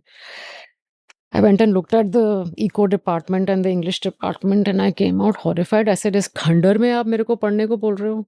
नहीं हो सकता." That was the end of it. No discussion at all. So that was it. But my sisters were made to study in Jaipur. So I think those things kind of kept shaping. Also, there was a big generation gap. My elder sister was 8 years elder to me, and the other one was 5 years elder to me. So by the time the third one grew up, I think they were old and tired. You know? And I've seen that. It happens. As you keep aging as a parent, your perspectives keep changing. Your approach keeps changing.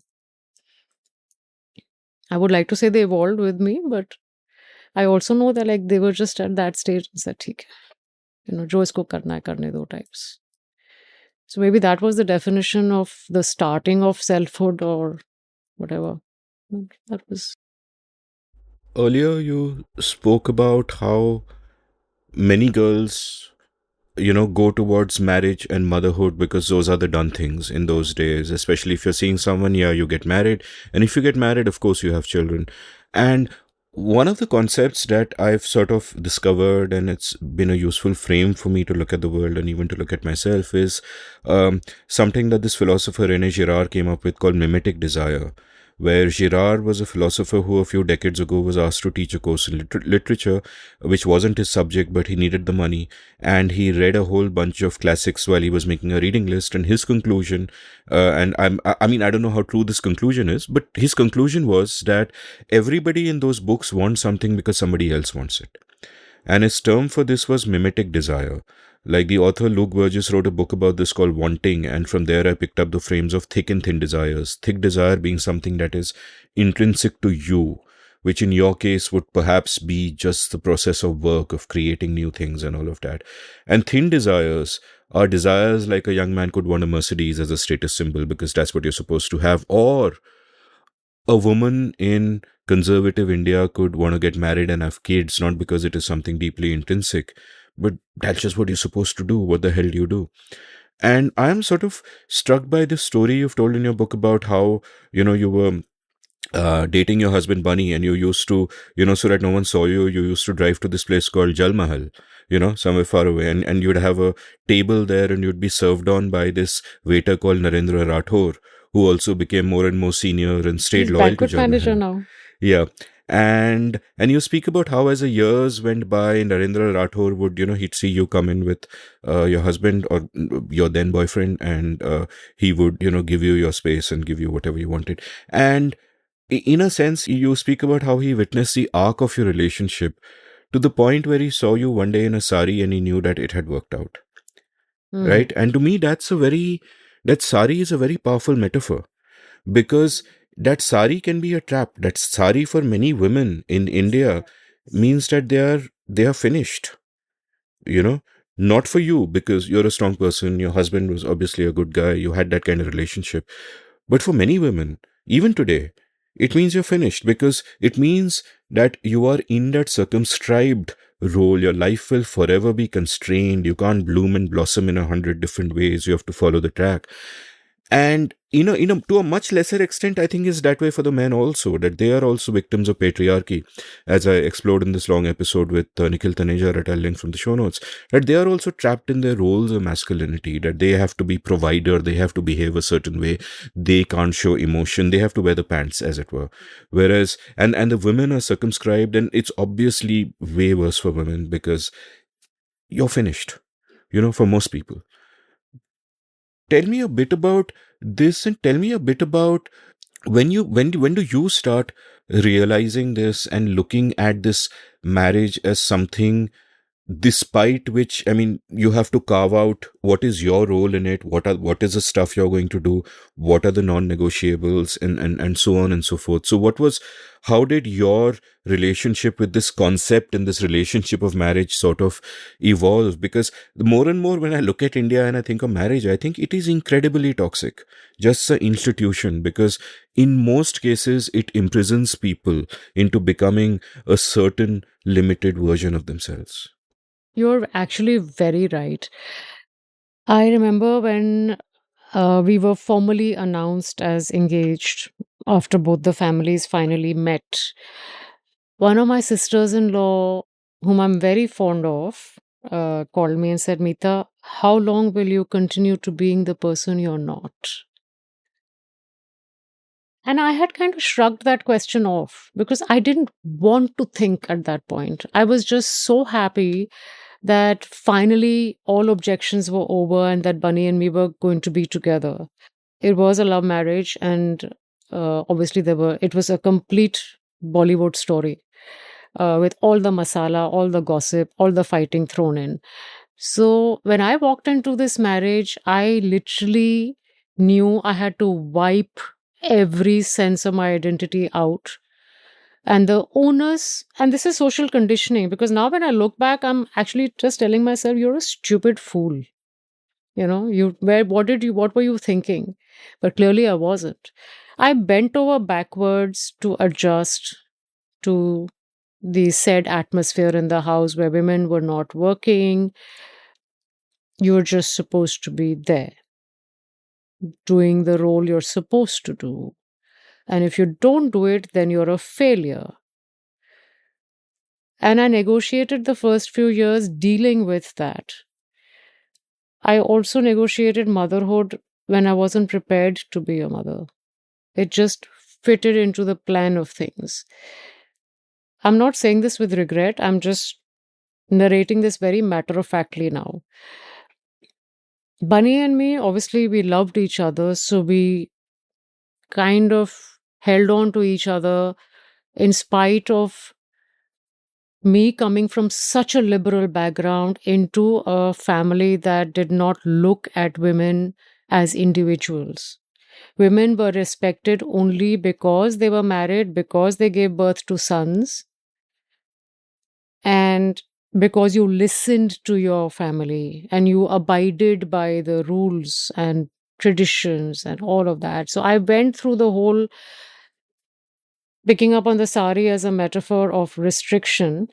I did wear my saris. I did wear those 2, 3 gold chains every day and got dressed and I cooked and I greeted and did all of that for many years. Give birth to my children, went through all of that, knowing because that sentence of my sisters in law stayed in my head, and slowly, then I started realizing that, beta, aise kaam nahi chalega, bolo. So, first 5, 6 years, I was like observing, negotiating, dealing with the physical changes of motherhood and all of that. And then I started like, nope. I learned to say no. I learned to speak up. And I spoke up at every point. wasn't taken too kindly, like as expected in all patriarchal, conservative Punjabi families. But I don't know. Then my upbringing came to my rescue. I think the whole thing of standing by what is right is so strong still in my being that I just stuck to my gun. So I went back, I shed my. Although, by the way, I love wearing saris, so nothing against that. But I shed, that whole thing of being young and exuberant and trying new things all the time. So I wore my dresses and pants and shorts with equal aplomb as I would love wearing my saris. So I was fine with both. But I purposely gave it up for a few years because I wanted to achieve that level of liberalism in my family. So I went back to my slinky backless dresses and shorts and whatever else, like as a sign of not rebel, but as a sign of not accepting a said thing just because it didn't work for me. Started with that, started with bringing up my kids the way I wanted to bring them up. I insisted that they will have a structured routine, that they will not be spoiled, they will not be given extra rewards, they will have to read, they will be read to before they will have to stick to a certain discipline as far as their own studies, whatever. Even when they were little girls, like, there was this whole concept of माँ बैठ के homework कराएगी नहीं तो वो अच्छी माँ नहीं है. I was of a different school. I'm lying down and reading in my room. This is your homework time. Finish your homework. When you're done with it, please pack your bags and you're on your own. That was the way I brought my kids up.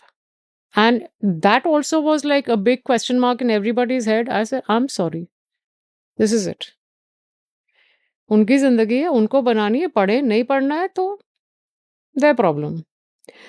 Fifth standard, my eldest came back with 3 zeros on her report card.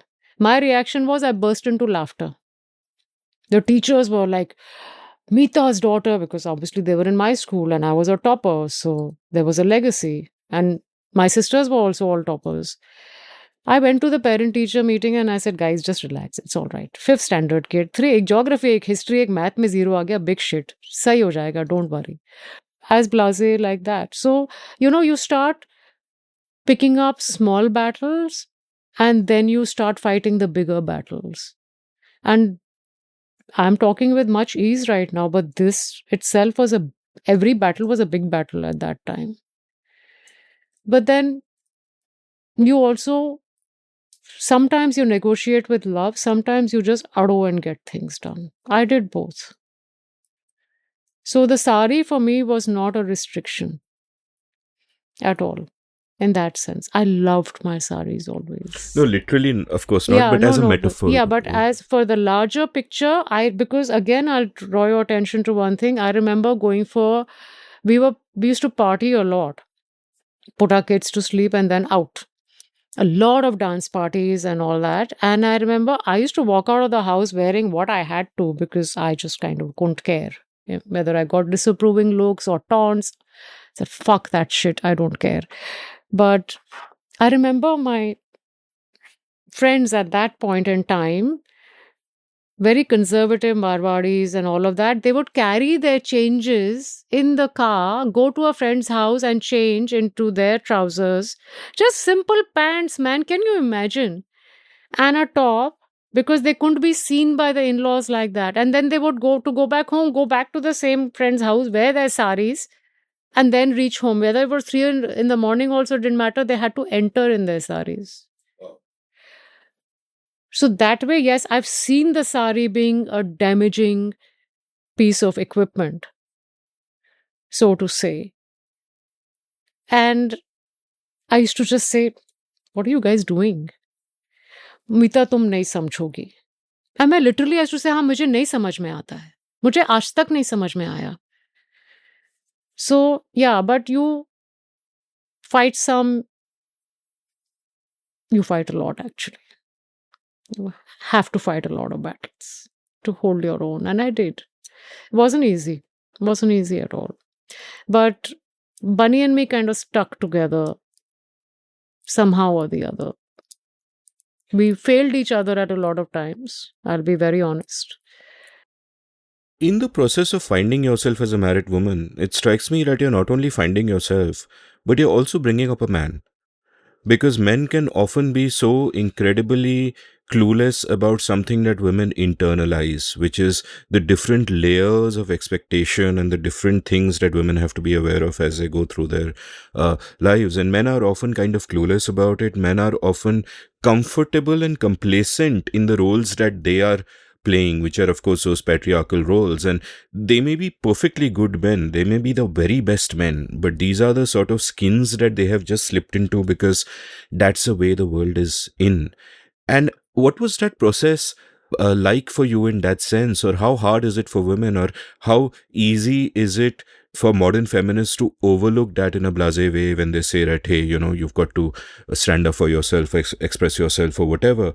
But the fact is that if you're in a marriage, it's one thing for you to express yourself, but he's also, having to change. And he loves you. He has the best intentions, but it's difficult for him also. What was that process like? It wasn't easy. It wasn't easy because Bunny was the younger brother who idolized his father and his brother.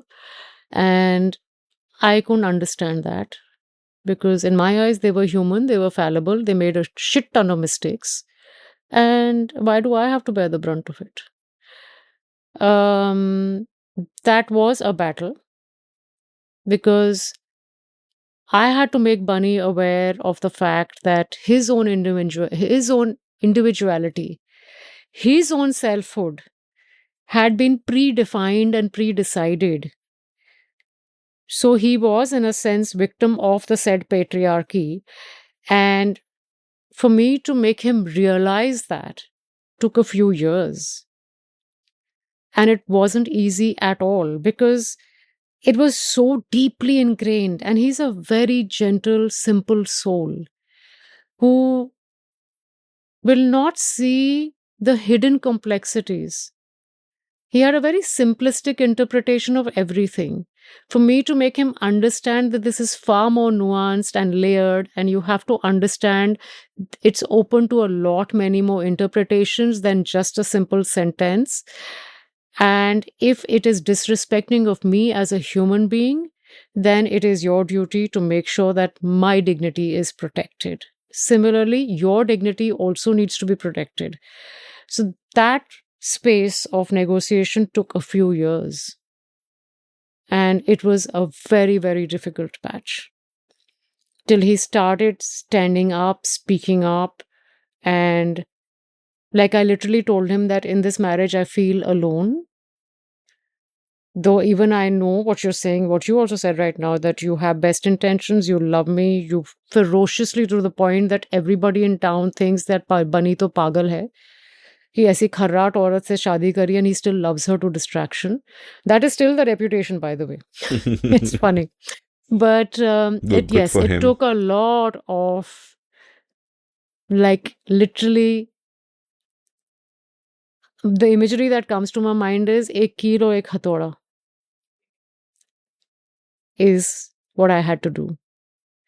And not denouncing the upbringing he had. He was brought up as a very fine person. Obviously, that's why I loved him and married him. But yes, it is very difficult even for men to, I have to acknowledge that, because they also have been socially conditioned कि ये ही तुम्हारा role है और अगर तुम इसमें चूक गए तो तुम आदमी नहीं हो, कि तुम एक, you're not a man. And for me to make him understand that being a man is someone who is large-hearted and sensitive and respectful to the other person's human dignity. That is genuinely being a man. So, these predefined things have to be thrown out of the window, especially because I had 2 girls. Those were another set of battles. Let's talk about motherhood. At one point, you ask your friends, when you're discussing the concept of motherhood, you ask them, quote, how can you feel blissful when you are breastfeeding your child or powdering her bottom and it only means more backaches, headaches, and sleepless nights, stop quote. And finally, one of them confessed to you that it's just a drab routine of diapers and milk bottles. Bliss is when you see your baby gurgle from afar in someone else's arms, Oh, yes. stop quote. And I remember I had done an episode sitting right here with Mrinal Pandey a year and a half back, and Mrinalji spoke about how one day she was with a bunch of her friends, and they were all mothers, and somebody brought up this news of a mother who had killed her child, and the instinctive reaction was that how could any mother do this? And then a little while later, one of them sheepishly said that, I've had the urge. And then another one said, I've had the urge. And then they all kind of spoke about how difficult motherhood was and how they often felt so angry, so violent, and all of that. And that's something that's really not acknowledged, because motherhood is almost put on a pedestal in a manner of speaking. And you also written in the book about how you had a difficult time early on, where you write, quote, I wasn't a patient mother, short-tempered and easily given to flashes of anger. I tolerated no nonsense. It took me years to accept motherhood. It took me years to grow into a mother who looked upon her daughter as her best pal. And at another point, there's this beautiful sentence where you're telling your daughter and you say, I found both of you when you were about 11, 12. It was then that I grew to be your friend. Hmm. You know? So take me a bit through that journey, because at that moment of motherhood, where you have these kids who are born right one after the other, I think with a year's gap to them, right? And you were 25 and 26 when they were born, if I'm getting the dates right. And you would not have known what was happening to you, right? Yep. What was that process like of coming to terms with what the hell this was? And many years later, when you were expecting your third child, which wasn't planned, you also wrote about how you were so horrified at the thought, and you were fighting the thought till eventually you stopped fighting it. So tell me a bit about this, because I think this is another of those mimetic desires that women feel, that in many cases, of course, you've got the biological clock, you're wired to want to have kids, that's understandable. But at the same time, many women just go into it because they're following a story that's been written for them, ki shadi hogi, bacche honge, this and that. What was that process like of coming to terms with motherhood? And So for me, also, it was following the story. I don't think I was cut out to be a mom. And my kids know it, huh? So I haven't ever hidden it from them. I just followed the story because also it was expected of us to have kids and all of that. And one just went into it very unthinkingly. And that is the worst thing to do, because it fucks you up mentally completely. Like you lose yourself and your sense of self, and your entire fulcrum is just shaken up. And it's not just the physical debilitating experience that it is, although I had all three cesareans, but whatever, you feel the impact of it even at this age, because that's how the body is. I frankly did not know what hit me. It was just unprepared, hurtling into that hellhole of giving birth, the sleepless nights. I hated the breastfeeding experience. I found it the most unforgiving thing. I did not understand this moment of bliss that people talk about. Yes, that baby smell and all is fine, yeah. But reality is you are tired, your back hurts, your nipples hurt, and you're waking up every 1.5 hours, and it's an unending process. And okay, it's like सब बड़े बोलते हैं जब बच्चा सोता है तुम सो जाओ. अरे भाई, बट उस टाइम तुमको नींद नहीं आ रही है तो क्या करो? You're also human, na? Why are you expected to be this forgiving, constantly giving goddess who has endless energy? You're a human being. You're entitled to your own rest, your body asking for something, your mental state. There was nothing about postpartum depression. We just dealt with that space ourselves. We cried, we became fine. We just wiped our tears and said, oh, I have to feed the baby again, or I have to change diapers again, and blah blah blah. And all of that was just happening. It was just routine, day after day after day after day. And then you're looking at vaccinations, you're looking at school admissions, you're obviously not saying that I didn't love my kids. I did. It's a very natural thing to feel love for your child and the protectiveness and to want the best for them. Okay, all of that I did with a lot of joy, not denying that. It's not that, I mean, I may come across sounding as if I don't love my kids. Oh my God, they are my Jaan. But those years were not easy at all. And mothering that time was, I mean, I saw facilities that I wasn't given. But I had to fight for that also and say, no, but I also need a maid. Why is it that the other kids have all the help in the world and I don't? In the same house. Why is this the difference there? So I had to fight that as well. And then I had two girls. Why are they wearing pants? Why are they little things? Yeah, they shouldn't be wearing pants. They should be wearing frocks. I said, it's winters. They'll feel cold. It was just like one battle after the other. लड़का तो होना चाहिए. क्यों भाई? So I had to kind of deal with that as well. And then the third pregnancy happened, which shook me to the core. So I tried everything: skipping, jumping, swimming. I was You third. wanted a miscarriage. I actually wanted a miscarriage. I didn't want to give birth again. Because somewhere at some stage in my childhood, I remember telling somebody that if I have kids at all, I just want two girls. That's my dream. And I had my girls. Even if I didn't want them at the time they came, I just had them and I loved them. And this bacha happened. I was like, oh my God, what shit. And like Sakshi was 9 when Rehan was born. Resham was 8. You know, I was just getting out of that whole thing. They were on their own. They were studying. They were responsible. They were doing okay. I was kind of leading what I thought my life that time. Limited.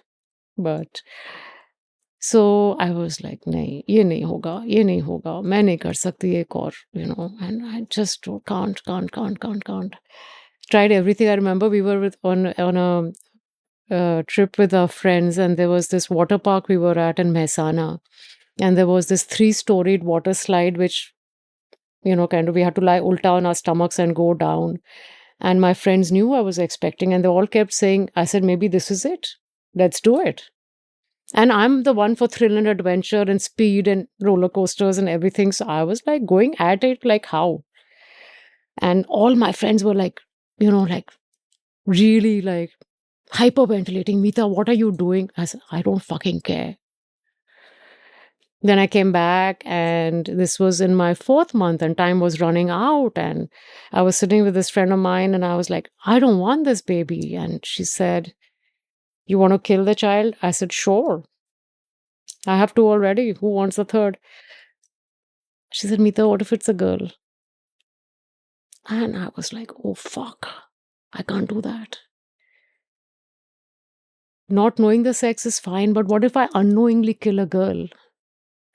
Can I live with that? And then I kind of thought quietly for a week. I was like very non-communicative with everyone. And then I said, no, I can't. I can't take that chance. So poor Rehan knows that I tried really hard. And he says, Mom, I think I'm damaged because of you, but it's all good. He's a good kid. And yeah, and then Rehan happened. There's this great poem by Philip Larkin called This Be the Verse, which tells people not to have children. And it's got these 2 great lines, 2 of my favorite lines in poetry, where he says, man hands on misery to man, it deepens like a coastal shelf. Right? And, you know, everything, all the baggage that you bear as parents, it kind of goes down. And I think that when you have that self-realization of what parenthood has done to you, did that change your parenting in the sense that is there then an intentionality in your parenting where you're not going through the motions, but in a sense you're helping them become more self-realized people so they don't make the mistakes you make and they don't get trapped in those straitjackets, so whatever the case might be. Tell me a little bit if there was then an intentionality that crept in your parents. Like you said, when they were 11, 12, you started thinking of them more as friends than, uh, kids. What was that like? Because one of the sort of bits in your book that struck me was when Sakshi, when she was young, at one point you write about her. Um, Quote, her favorite abuse is, oh, he can't help it, he's only a boy. Deeply into reading women's literature, she looks down on all men as severely handicapped by their own sex. Stop quote. And this is a really evolved view. This is not a view you expect a kid to have, And it, of course, speaks to that extra layer of perception that women have about the frailties of the male sex, while males may be completely clueless about it and may not reciprocate it in any way. Shanta Gokhale was on this show and she spoke about how, in the case of her relationships, she, she had to take those foibles into account, one husband's laziness, another husband sort of womanizing and whatever, and she had to take it into account, and they had nothing to take into account. It was just routine. But apart from that, like, how much intentionality then goes into that parenting? Like, at what point do you sit back and start thinking about this stuff and saying, okay, this is what I have to do? Almost like the way you think of cooking or the way you think of shaping a novel. Did you put that kind of, thinking into parenting, or did you feel that it was too complex and it would, I mean, what was your approach like? There was complete intentionality on my part, 100% in my parenting. It came from, I'll be again very honest, it came from the fact that I hated being a mom. I felt restricted. I felt frustrated. I felt like I don't own my life. And I felt that this is not the way I need to be defined and all of that. And I have to admit, I did take it out on my kids. That frustration did come out on them. And I tell them a lot of times that if there's one regret I live with, is that I want to turn the clock back and be a better mom, be a more patient mom. And they laugh at me all the time. But they know that I mean it. The intentionality was there. And I have the ecosystem that the house had to thank.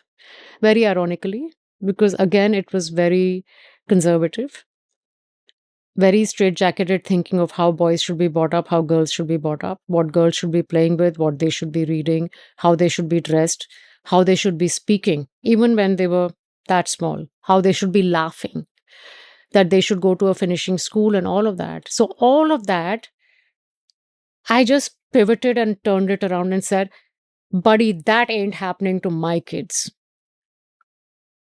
So there was more than simple ambition to give the best to my kids, like every mother has. Here was something that I took on myself and said, my girls are going to get everything that they deserve because they are human beings. So that was my approach always. So whether they wanted to join a class, didn't want to join a class, didn't want to eat healthy food, wanted to eat junk food, whatever choices they kept making, I would criticize them if it came to health. But I also made sure that they grew up with that thing of making choices. I was a little more, I won't say little more, I was rather strict with Sakshi, which is that one regret that I have, because I think that kind of hemmed her personality a bit as a child.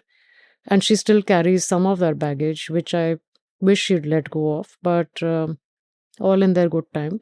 But yeah, gave them the same freedom to read what they wanted to. And I was reading a lot, right, of all kinds of books. And Sakshi picked it up.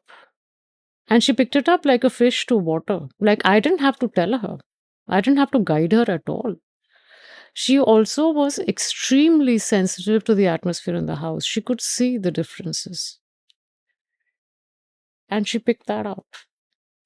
More than Resham was a little very happy-go-lucky, must types. And this girl was very sensitive.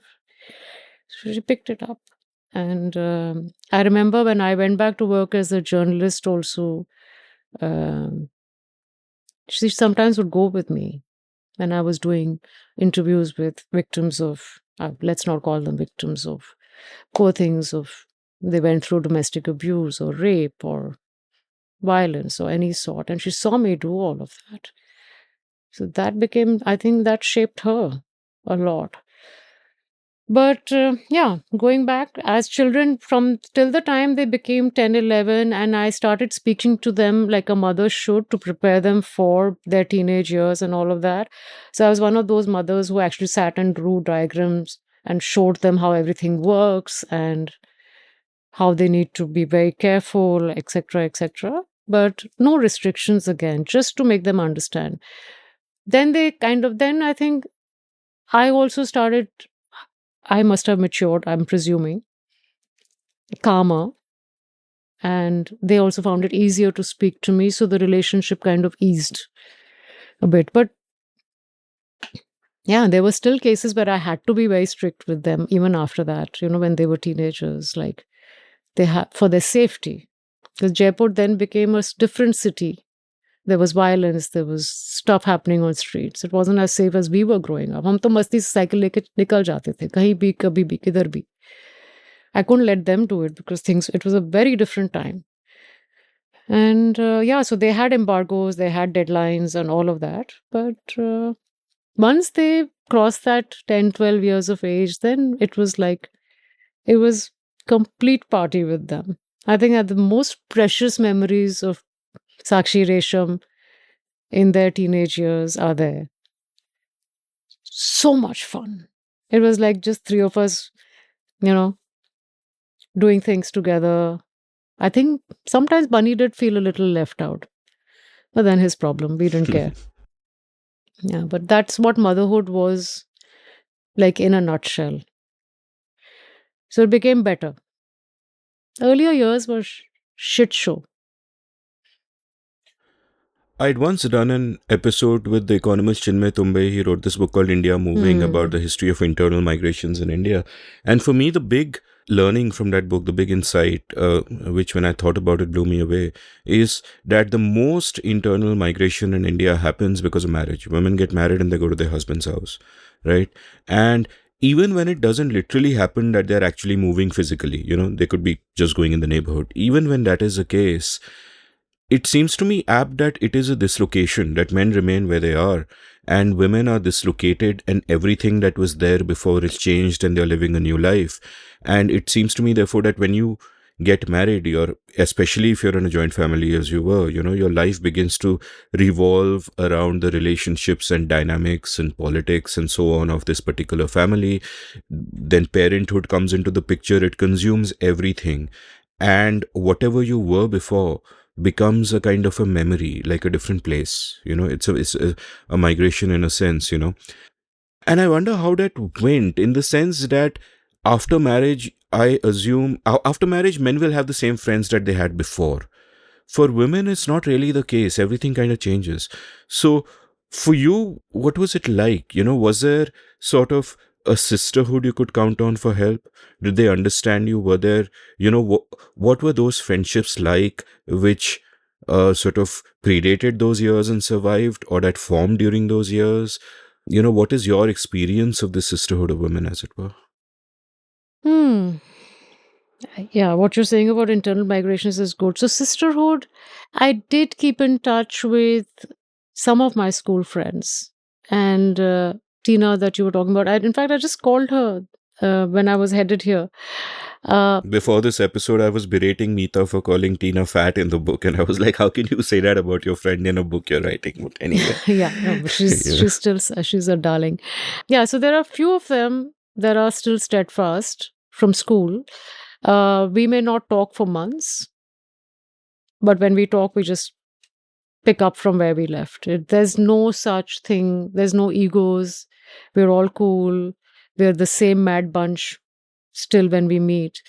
And we love each other's kids, husbands, families, whatever. Like I told her right now, I said, I'm going to Sakshi tonight. And she said, oh, please make me speak to her when you reach. And she saw Sakshi when she was a teenager. After that, they haven't met. But still, that fondness is there. So, yeah. And yes, you walk into your husband's group of friends. You're also young. You like meeting new people. So I made a lot of new friends. That's one thing I've never had a problem with. While I'm very snobbish about whom I'd hobnob with, but I also love meeting people. So it's a very weird Let's situation. not just snobbish, let's just selective. Okay. If you want to be kind to No. me, I'm just being myself and Okay. owning what I'm like. So yeah, I made friends with his friends' wives. They were all a terrific support system. They're all nice, simple people. I've had a rich life that way. Lots of good friends all along.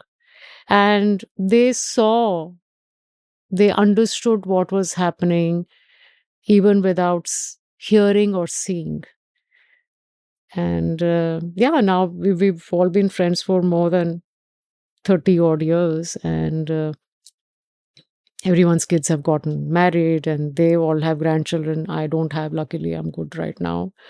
But Why luckily? I'm good. I'm done with 3 kids.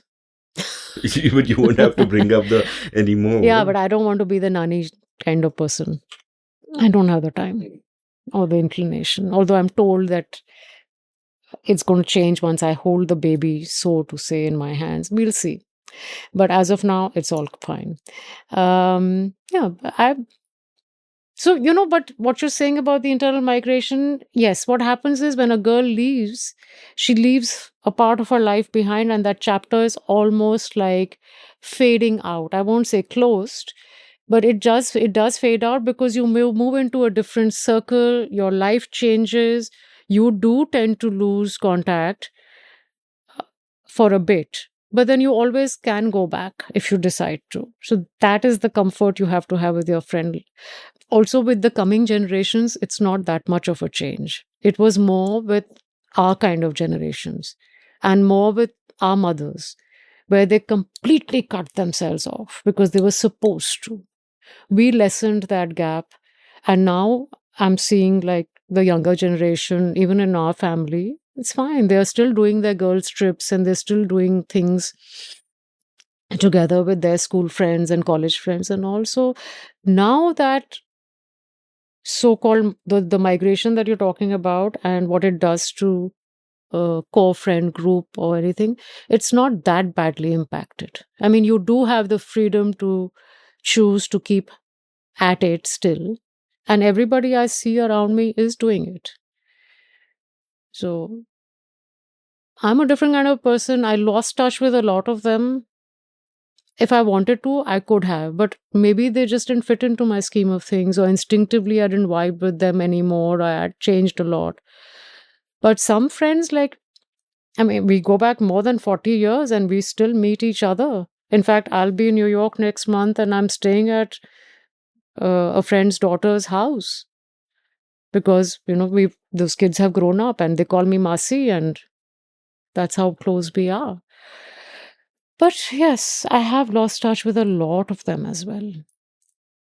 If you were also into populism, you'd be a Masi.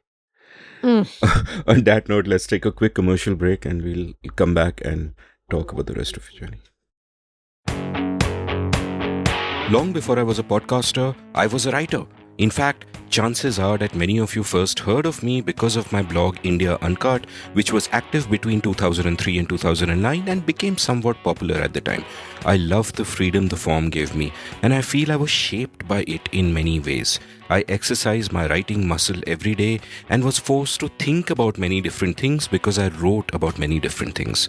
Well, that phase in my life ended for various reasons, and now it is time to revive it. Only now I'm doing it through a newsletter. I have started the India Uncut newsletter at indiauncut.substack.com, where I will write regularly about whatever catches my fancy. I'll write about some of the themes I cover in this podcast and about much else. So please do head on over to indiauncut.substack.com and subscribe. It is free. Once you sign up, each new installment that I write will land up in your email inbox. You don't need to go anywhere. So subscribe now for free. The India Uncut newsletter at indiauncut.substack.com. Thank you. Welcome back to The Seen and the Unseen. I'm chatting with Meeta Kapoor on her fascinating life and work, and it's been more about life so far, but I would like to get to work. So let's talk about writing. In another interview somewhere else, you've spoken about how you began perhaps with writing little bits of poetry when you were young, and I think anyone who wrote poetry when they were young probably cringe when they look back at that. But tell me about your journey in writing. Like, you mentioned about how you were an avid reader, you could read whatever you wanted to read. And like, was there ever a time you began to think of yourself as a writer? Or was it something that you had a facility for, and therefore it seemed a natural thing that as one goes out in the world and does something, writing, journalism, these make sense. So how was your journey there? Yeah, well, proverbial poetry writing as a teenager. But my poetry, as far as I don't have anything, no record of it. Frankly, I can't even remember what I wrote about. But all I can say is that it wasn't angst written or none of that soppy shit. Um, but I don't know what I wrote about. I remember one thing is I used to write and I used to paint along with my poems or sketch and give them away. So that is why I don't have any records. So if my friends have still kept them, I have no idea if they have. So I used to sketch a lot with pencil and with charcoal and do a lot of watercolors. I loved it. So my each of my pages was always accompanied with something. That's all I remember of that period of time. I did love to write because I instinctively chose literature even in my 11th and 12th as a subject. And I chose English honors over economics, which I got admission into simply because I wanted to. Then went on to journalism again because I wanted to.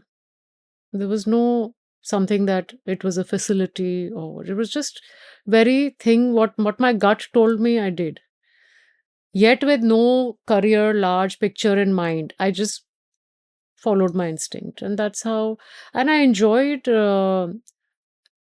reporting, and we used to make pages by hand. No, at that time when we worked with newspapers and So where, where Latke. where did you work? I was working with Free Press Journal for some time, and I used to have those night shift duties also to make pages, and had a very accomplished editor who used to always copy edit my reports and my features. He was very good. Yeah, it was fun. Did marriage interrupt that? Like, in the Oh, yes. sense it did. So what was the track that you were on? Like, assuming that, you hadn't gotten married, or that you'd gotten married and continued to work and not had kids, would you still have been a journalist? What was the track that it was on which sort of got interrupted there? So I was working as a journalist. I was focusing more on feature writing. And at that time, I was just hungry to get work. So I would do anything and everything but politics. That was one thing that I can't wrap my head around. So still can't. Um, but I was doing everything else. Um, so I was reporting and I was writing features and all of that. If marriage wouldn't have happened, I think I would have just continued into long form writing as a journalist because that's what I am really comfortable with. I love the research part that comes with it. It just means you deep dive, and it also gives you the freedom to encapsulate as much as you can within that long form piece. So I would still love to go back to that at some stage. But yeah, I continued working for some time, and then marriage happened, and the usual cliched story happens, which happened. I went back to freelancing. as a journalist. So then I went back to writing for the Hindu, for the Times of India, for Hindustan Times, for Verve, for Vogue, for Condé Nast, did some design based pieces for these architectural kind of magazines. So I just spread myself all over. I just kept reaching out to people with story ideas, kept trying, and I kept getting work in spite of just sitting in Jaipur. And that was a damn good time for me because I also wrote for Tehelka at that time because it was at its peak and did a lot of investigation pieces for them, which got me in touch with women's wing of what do you call that? अपना जो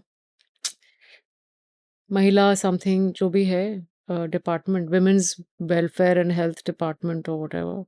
And I worked very closely with a lot of activists in Jaipur then, followed a lot of cases where we made sure that those women who were treated badly got help. But we wrote stories about them. And one of the stories I remember at that time, DNA was very big in Bombay. People wrote into me saying, can we donate money for this village woman who has two young babies and was gang raped? And she didn't, her, the nearest bank was 60 minutes away from her village, but we managed to get an account done for her. And so lots of these kind of stories happened. And there's just so much learning that you worked with people from all spectrum of society and awareness and insight, self-realization, then honing your own craft and skill as a journalist, deepening your research and reading up more. In the meantime, I also got a opportunity to contribute to a couple of anthologies, which I did. I remember doing a whole chapter on Shashi Tharoor's The Great Indian Novel. Wasn't a very kind chapter, but What to do? yeah. So all of that kept happening and just kept like there was no plotting of a career in my mind. I just went organically, bumbling along like an idiot with no plan in sight. And I think still continue to do that. In your current life, or in the life you've lived for many years as a literary agent, you look very closely at craft. And the question that therefore comes to my mind about all of your years as a journalist was, how did your consciousness of craft, A, and B, your craft itself, develop over time? Because from what I remember of journalism back in the days in the 80s and 90s, is that it was really pretty mediocre by and large in terms of the writing. There was no, I mean, you of course did journalism school, which most journalists didn't. Most journalists kind of got into journalism because there was they'd failed at everything else, and barring some exceptions, and uh, and A, there is no systematic way in which you're being taught about the craft or even the ethics of journalism. This is pre-internet, so you don't even have exposure to global journalism to get a sense of best practices and standards and read about them. So what you pick up is kind of by osmosis. If you're lucky enough to have good guides, then that's great. If it's not, then I guess you learn in a tortured way just by doing and doing and doing, and that's how you kind of get better at what you do. So, just in terms of understanding the craft of writing, first as a doer, and then at a later level, obviously, I guess you've refined your eye considerably by the fact that you have to work with so many writers and give them feedback and all of that. So, what was that journey like? Because when young writers begin, whether it is in journalism or anywhere else, the first instinct is to indulge in your love of language and to show off and to do funky things and all of that, which all young writers, including myself, I think, go through. And sometimes my early stuff can make me cringe. But then over a period of time, you kind of begin to understand better what you need to do, why you need to do to find your own voice and all of that. So, let's start with talking about that aspect of it. That how was your journey with craft, first as a writer and then perhaps as a reader? How do the two play into each other? So I think the journalism course, the diploma really helped because we at that stage had a lot of absolute dhasu senior journalists coming in as guest faculty, just talking to us. So it was what you learned from them. And there were their articles that were, and that time what you were, there was no internet, but we were reading newspapers, we were reading long form journalism, we were reading feature writing in proper magazines. Like that time magazines were like the thing, right? So we were reading, and all of that was happening. I guess the propensity in my head was to constantly keep searching and reading and meeting and talking to people, which really helped the learning curve, so to say. So the consciousness was always there. I remember laboring over my sentences even as a journalist. And there were a lot of people who were helping each other. Even as our batch, I've lost touch with my batch completely, and I feel really sad about it. Any big names in your batch? I can't remember. So no big names, obviously. I don't even know, frankly. So the I remember that consciously working on every sentence, because when you are fresh out of college as an English honors graduate, you have the propensity to write convoluted sentences, fill it with big words, all of that, and the whole academic approach to analyzing you, which I call jargon now, by the way, very happily. But that time, yes, I remember still laboring over my craft. And what happened was that when marriage happened and I took a break till my kids grew up, I went back to freelancing. By that time, I was on the internet. It was there in our lives, and I was part of a lot of online writers communities, and we were critiquing each other's writing quite a lot openly. In fact, then we started meeting as well in different cities. So that kind of interaction also helped, because then we were in our own limited way referring each other to what the other person was reading. So discovery of new styles of writing, new authors, all of that came up. So I came across Chuck Palahniuk's writing capsules, and that was like mind blowing. Then Susan Sontag and all of this, you go through that rigor, and one went through it, learned a lot from a lot of interaction with like-minded writers, with people who are doing more narrative nonfiction. I was critiquing a lot of fiction of other people and contemporaries who were aspiring to be writers.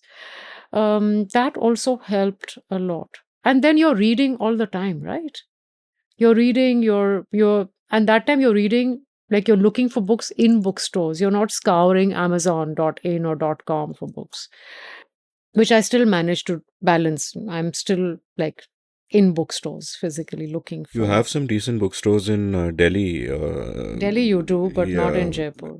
Yeah. Yeah. So my book shopping happens here, or when I'm like I'm flying out tonight. So I will, between the cities that I'm crossing, the first thing I do at an airport is go to a bookstore and see what's happening. And I always land up carrying my 4-5 kgs extra in my carry on. But that's, yeah. So a lot of book hunting, a lot of piles that this is to be read and this is to be read, and I have to plow through everything. And I want to, not have to, I want to.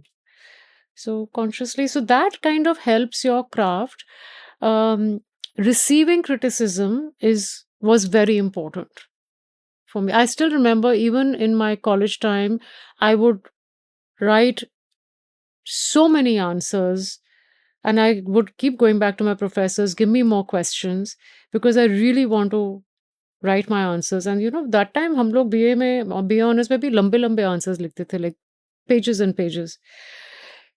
So I remember doing that exercise very vigilantly for myself, because I really wanted to ace it.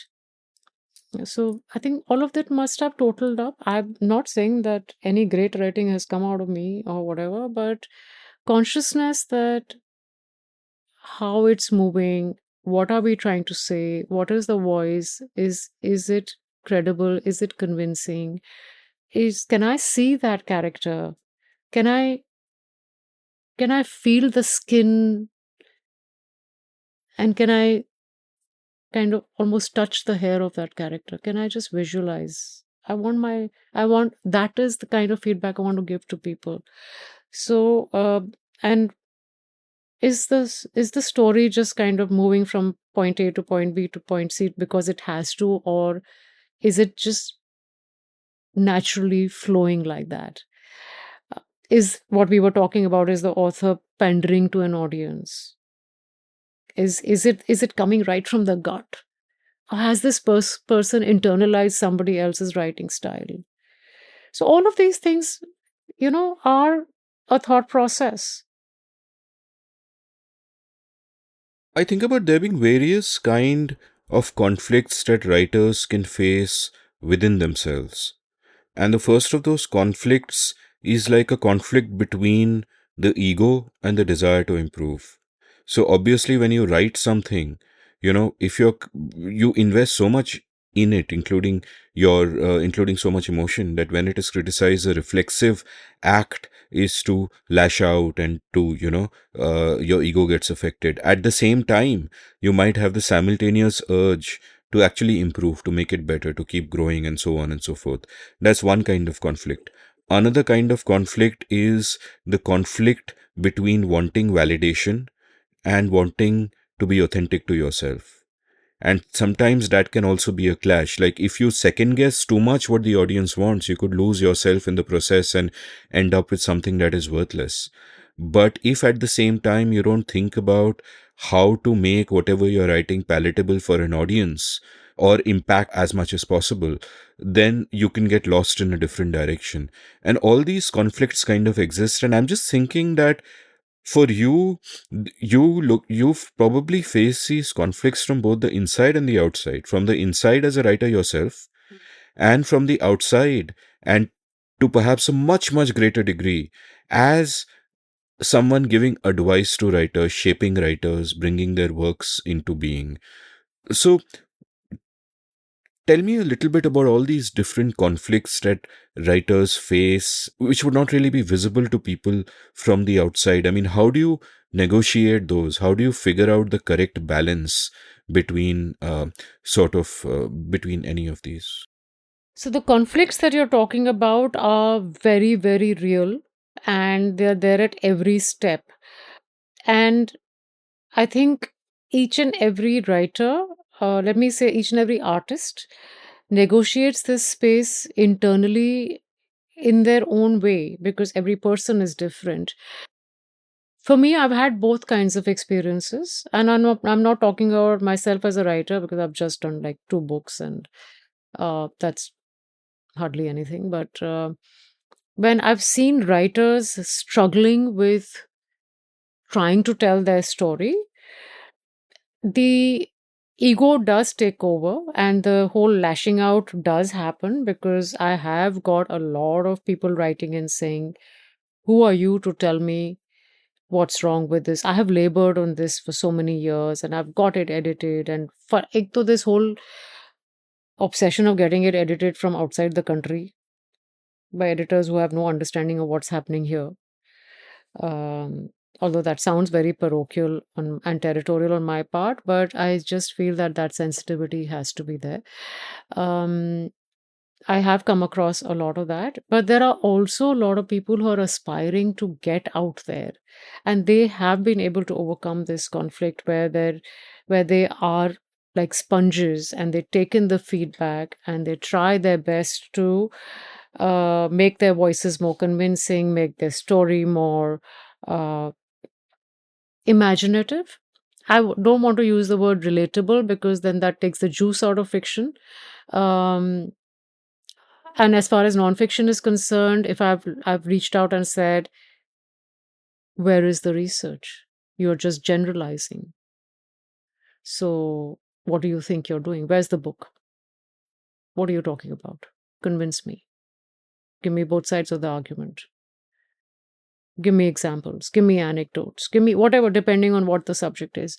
So yeah, you have all sorts of people, and that conflict is very, very real, and I really think it's a very important part of writing a book, whether fiction, non-fiction, any genre, in fact, is that if you haven't faced that conflict, you haven't grown, you haven't battled with it inside your head, you haven't chosen the best possible, you haven't activated and kindled your imagination. Because unless you put yourself out of the box, unless you make yourself uncomfortable, how are you going to grow? How are you going to evolve? When is that next beautiful sentence coming out of you? I'm not saying कि काट काट के उसको labour करो या 10 बारी rewrite करो. It's just different ways of facing it. You know, I'm not talking about the physical act of deleting, rewriting right now. I'm talking about the spirit, the ethos, the whole feeling of tingling that comes into, oh yeah, this is gonna work. This is, so that kind of conflict, if you don't go through, then how do you come out as a writer, as an artist? How are you doing your best? Are you creating your best? So those kind of things are very, very essential to our lives, I feel. And it's for the, just to use a very conventional way of saying it, rite of passage. It's like growing up. So one feels that, and I don't see the harm in going through those conflicts at all. You come out the better, always. Now, when it comes to my role as taking feedback, I'm very open. So, in my professional life, I'm very open. In my personal life, I think I'm a stubborn asshole. And everybody knows that. But if somebody tells me you're not doing this right as a literary agent, I'm going to really sit back and change course and course correct. It's very important to keep communicating also, interacting, observing, taking in. So all of these things help. And as an agent, I think what's more important is you read a lot for work, but you have to read more than you can to keep up with what's happening around you. Like I hadn't read Japanese literature so much. And I was talking to somebody who'd worked with me for for on and off project basis. And she told me, she said, Meeta, have you read this Japanese, the translation of this particular book? It's called The Kitchen. And I said, oh no, I haven't. Is it Banana Yoshimoto? Yeah. And I said, okay. And I finished it in one go. And I said, my God, look at the translation. And I just kept so then I went and bought more of her books, and then I explored more. So you learn, right? This is a part of that course. And then you see, and then you get a sense of how this translation is working. And when you're reading other translations, you know exactly, even if you don't know those languages, the mother languages, but you can make out things. So as an agent, that's the openness we need to have. So you're combining your pragmatism, you're combining your sense of nailing a deal with a publisher, and also the creative part. Having said that, it's not necessary that every book comes to me right from the first chapter or whatever. Some books do, some books come to me pre-written. But we still go through the process of discussing it with the author and, doing whatever we can. Luckily, I'm working on 2-3 books right now where the germ of the idea was discussed and the first chapter has just come, and now I'm waiting for the next 2. And one of them is on finance, but still exciting. So, what you said earlier about the sort of the conflicting use in personal and professional spaces, where you said that as a writer, you might be really open to criticism, but in your personal life, you're a stubborn asshole. But I would say that they're almost the same thing, because in both cases, you're looking out for yourself. And these are different ways of doing that. Whereas as a writer, you just want yourself to be as good as you possibly can be. And in your personal life, I guess you're just drawing a line with, what you will do and what you want to. Perhaps or maybe I'm putting a good sheen on it. That mention of Banana Yoshimoto and Japanese literature in general sort of brings me to my next question. Like, one thing I've often felt is that languages have inherent qualities which carry over to the literature in those languages. For example, Japanese tends to be spare and minimal, Hmm. and that's a kind of simple writing that you get from people like Yoshimoto or Kawabata, or all the greats basically. Whereas there are other languages which are much more expressionistic, like Urdu or Bengali, for example, where you have stuff that if you translate it directly into English, it can often seem too flowery and ornate and whatever. And these are different modes that if you are in one mode, for somebody who is thinking in another mode to judge you on that basis is almost like making a category error. And I imagine that what would happen when we try to evaluate the writing of others, whether as editors or in your role as a literary agent, is that initially you have a set of values about writing and you do everything on the basis of that. But then later on, do you find yourself having to take a step back and say that no, so and so person is writing in this mode, or so and so person is writing in this voice, and therefore to be authentic to that voice and to the vibe is more important than a particular writing rule of, don't have long sentences or don't have adverbs or whatever the case might be? Absolutely. You have to. There are narratives that demand, or I won't say demand, but in the natural flow, convoluted sentences in that part of the story work. And you don't want to then go back to the rule book and say, but nobody's writing such verbose sentences anymore. Because generally that's my first reaction, like, don't do this to me. But if in that form, if you feel that the writer is creating that atmosphere, that world building is happening through those same convoluted sentences, so be it. So it's a very creative field, right? You have to go book by book. While you have certain things that you fall back on in terms of form, technique, tool, falana, literary tradition, ये वो हजार चीजें हैं. But अगर this writer has been brave enough to to do something like that still, which is not the trend, or which is not what people are used to reading in this particular genre, but if the writing convinces you, then go with it. I'm happy to respect that. Absolutely. I don't see a problem at all. I did this very memorable episode with Amitava Kumar where we spoke a lot about the craft of writing, and he quoted something by a man who was a great influence on him, William Maxwell, where William Maxwell said, quote, "After 40 years, what I came to care about most was not style, but the breath of life." Stop quote. And I find that this is so lovely. And then I guess what you look for is the breath of life. Yes. And then you try to craft it so that it is as powerful as it can be without losing. Are there any examples of works that you played a part in enabling, in a sense? I know you will never give yourself credit for books that are out there, so I mean, but I can't think of another way to put the question. But just to sort of understand what that process is. Can't remember. I mean, I'm not trying to boast that I've done so many books or whatever, but as a off the cuff, I can't think of names of books like this. I've given feedback to so many. It's crazy. I'll come back. Let me try and remember some books Like, at was there ever a least. time where you were surprised by how receptive the writer was, and by what the how much better the outcome was? I've been very happy because one thing I can say is the people who've signed up with us, whom I represent, have really worked with me as far as feedback is concerned. They're very receptive.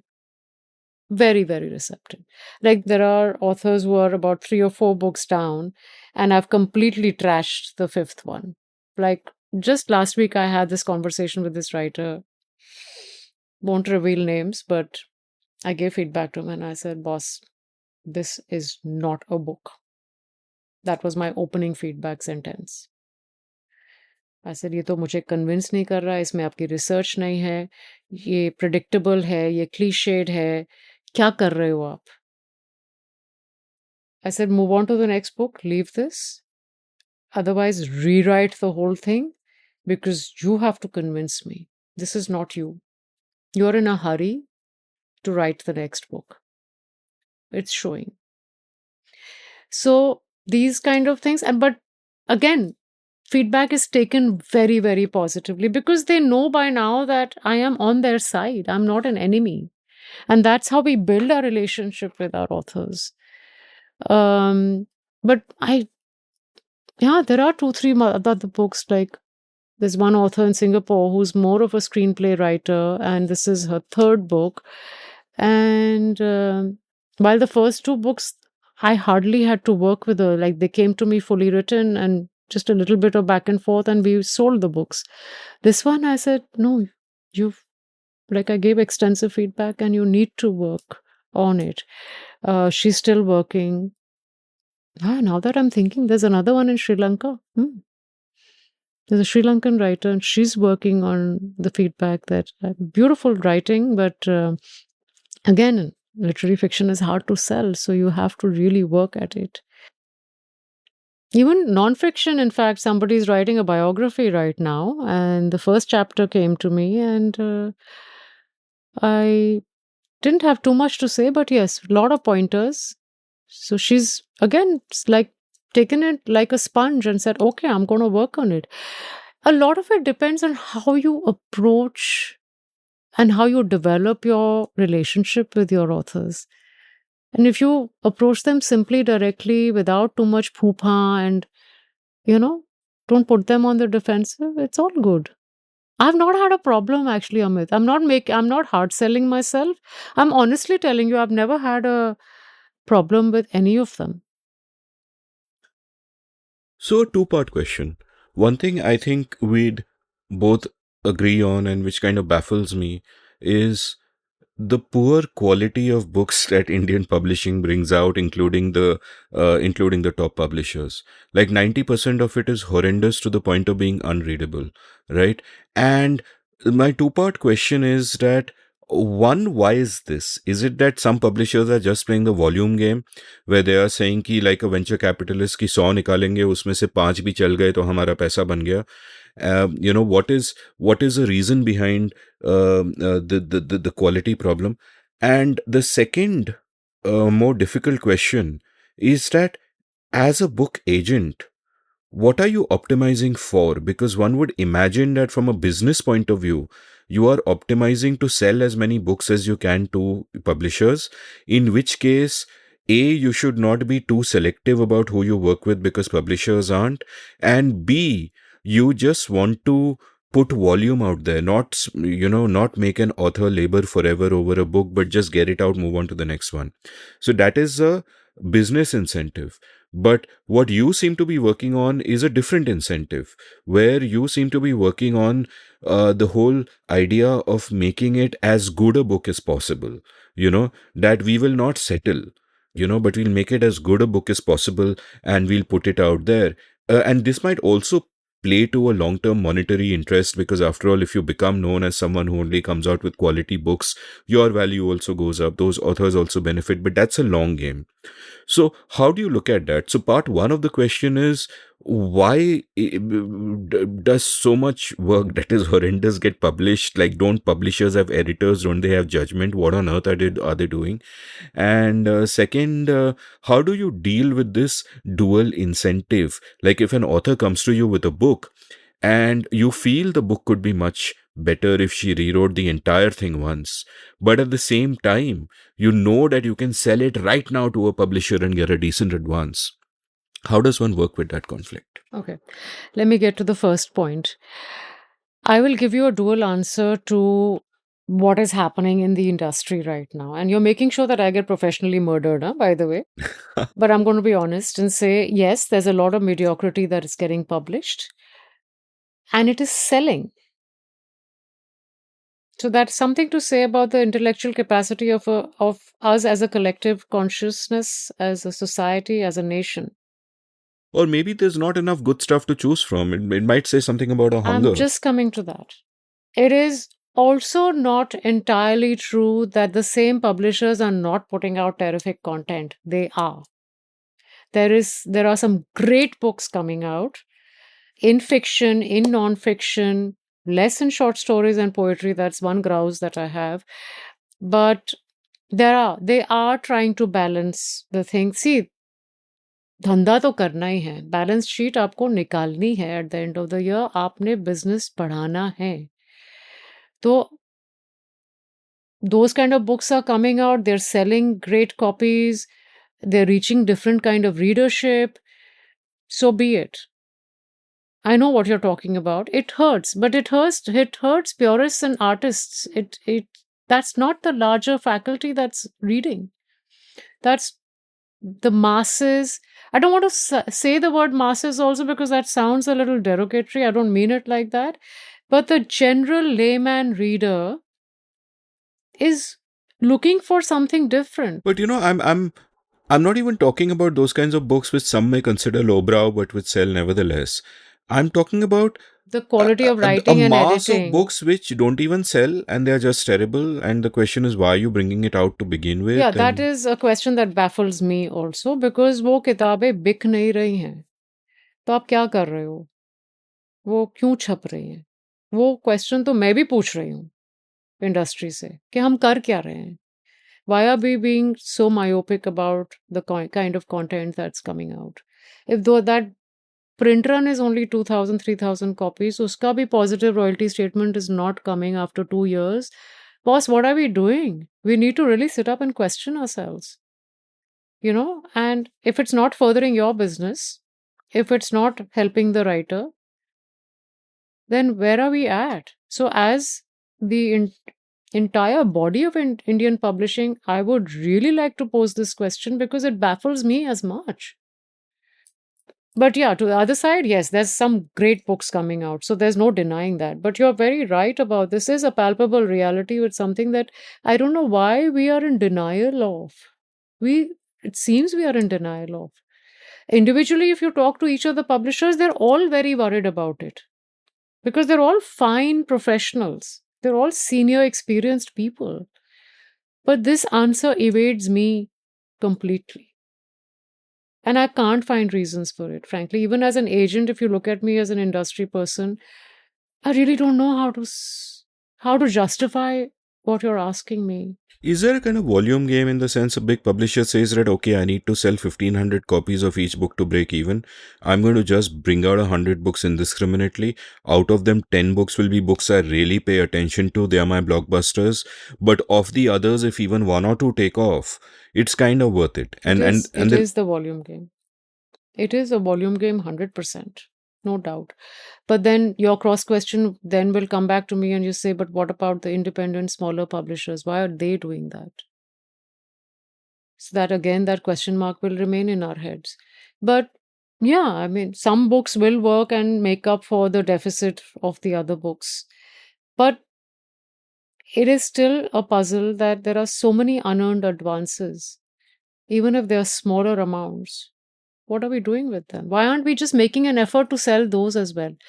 The question here is about marketing and distribution and visibility. It comes down to that. Now, India as a topography, I think, is very challenging. And if somebody cracked that distribution game, we'd all be happier. And a lot of these, even if they're half decent books or better books, will make it. So there are these lacuna in our industry in terms of resources, in terms of spreading our distribution network, in terms of selling backlist and making sure there are reorders, making sure that the discounts that are given are kind of balanced out, that the publisher doesn't have to cry about higher discounts. So it's a very layered narrative right there about running the business as well. It's not as simple about just ki mediocrity kyun chhap rahi hai or volume business hai. There are parts, these are all parts of the jigsaw puzzle, but there are gaps in marketing distribution which the game is not being played right. And I don't know, there has to be a lot more dedicated professionalism as far as sales and marketing is concerned, which is what we really lack. We are sitting on the numbers in our country. We can create new readers, we can convert people. There are huge numbers available to us. We, in our marketing and sales, is where we are lacking. And if publishers put down budgets for marketing, and those budgets are utilized pragmatically and inventively, they will earn back and much more. That leap has to be taken. And that leap is not being taken. And the leap is being taken only for a few books. That's the problem. The second part of the question, as an agent, then, how do you deal with the trade off between playing the volume game yourself and getting a lot of books out there and selling them, and actually just sitting with each and every book and making sure it is the best book it can be, even if it is so in invisible ways which a publisher may not even be discerning enough to notice? I don't play the volume game because I've never run Syahi as a business. I recognized that a long time back. Um, let me rephrase this. I'm trying to find that balance in which I manage to survive, pay salaries, increase salaries of my team because I really love my team and I'm concerned, and also be true to my calling, to give my best to the writers. Oh my God, I'm sounding so, what do you say? Stereotypical right now. ChatGPT. Absolutely. But I'm trying to find that balance. Frankly, when I started Syahi, somebody asked me this question: where do you see yourself 5 years from now and 10 years from now? I said, "Bhaiya, ye sawal mere se mat pucho, mere ko nahi malum." Today, if you ask me how many authors are there on your website, I don't have a figure to give you. I have never counted. I know I will send emails out. I have about more than 160 authors, or I have 170, like approximately close to 200, or we've upped 200, but specific numbers will never be my thing. This is something that somebody on my team counts. Acha, apan itne tak hai. We have so many on our website. And that's what, like, if I don't know if you got that email from me, the year that was, I send out 1 year that was emailer every year, that this is what Syahi managed to do over the last 1 year in terms of sales and deals and blah, blah, blah. But I'm constantly trying to find that balance of putting that good book out and yet selling a few books which I know could be better, but I know that they are getting picked up straight away. Still have a discussion with the publisher. It needs this kind of edit. Will you please see to it?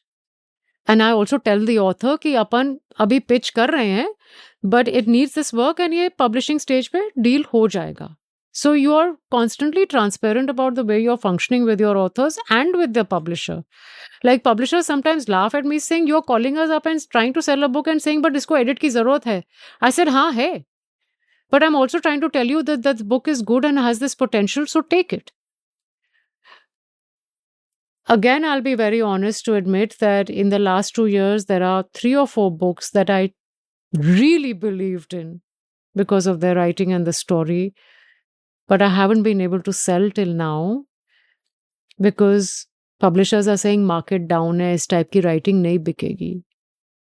And I'm telling the writers, hang in there. Just hunker down and hang in there. So there are all sorts of scenarios that are playing out parallelly all the time. But numbers game is one thing that I don't think instinctively I can play. I've always rolled very organically. Even if I'm saying on my website that I'm looking at nonfiction more because that's selling more, yes, I'm saying it because I have to also survive, right? But it's not that I'm not helping debut fiction writers out, or I'm not giving them feedback, or I'm not taking on fiction. I am. But the other side of the story is that today I've signed on an author happily, And then I leave that author anxious and waiting and hanging in there for how long? So I talk to them all the time and say, gosh, it's not happening. Either you want to kind of just go move on to the next book, or you want to wait. So these are very transparent conversations that we have. And then we decide the course for that book. So what I'm trying to say is all kinds of scenarios keep playing out all the time. You've mentioned somewhere else that you started CIE, the first books that you took on were poetry and short stories, which seems rather foolhardy from any business point of view. Tell me a little bit about that journey. That what made you think of starting a literary agency, and what made you think of starting that journey off with poetry and short stories? So this was 2005 end, just before the first edition when we rolled out the Jaipur Lit Fest. There was a very senior editor from Little Brown visiting Jaipur, and I took him out to lunch to Nero's, the proverbial place where we used to take people out. We'll talk about Neros also. You have an interesting section on Neros in your book. Yeah. So I took him out, and then he was just asking me, and okay, what's the programming looking like, and whatever. So I was answering all sorts of questions, and I was talking about, oh, I'm part of this online writers forum, and this is what I'm helping my friends with. And it's very concerning because, this is such good writing. I really don't know if they'll ever get published. And I, in the course of planning the festival, become friends with a lot of publishers by then, just still newly like discovering people and all of that. So it was all very exciting at that time. And he said, you're like, he just sat across the table. He said, what you're doing is what a literary agent does. And you're a complete idiot. And I looked at him. I said, oh, I never thought of it that way. But I said, I'm not trained. I'm not trained as an editor. I don't know what to do about this. He said, just think about it. He left that thought in my mind. JLF came, the next episode also came, and then obviously I was walking out of JLF. I was leaving the festival. And I kept thinking, and more I kept getting in, like a lot of writers would walk up, talk. I would read and say, oh my God, why isn't this? And they said, no, we submitted, possibly in the slush pile, it's not getting read. Then the consciousness also came of the kind of writing that's getting done in our languages. Because by that time I'd met Bikaner used to be the hub of publishing in Rajasthan, right? So I'd gone to Bikaner, met with those publishers, and like they put out solid stuff in the past. So it was like a journey of discovering so many realities together. So this was, I think, Feb of 2007. I said, okay, let's do it. I called up Namita. She said, great idea.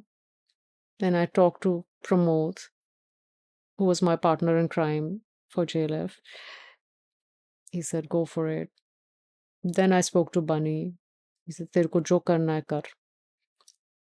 Spoke to a few other friends in the industry. They all said, of course, we'll help you, we'll be on board. A lot of them came on as honorary directors. All of that happened. Like, supreme support came. And we launched Syahi within a month of thinking about it. The website was ready, and so my first two authors were Kartika Nair and Sampurna Chatterjee. Wow. Kartika, I was in touch with much before. And Amit, you won't believe, I have every single email of hers still. Every single sentence she writes is art. And it was her poetry, and I kept telling her, I said, no, you got to get published. You got to get published. You can't not get published.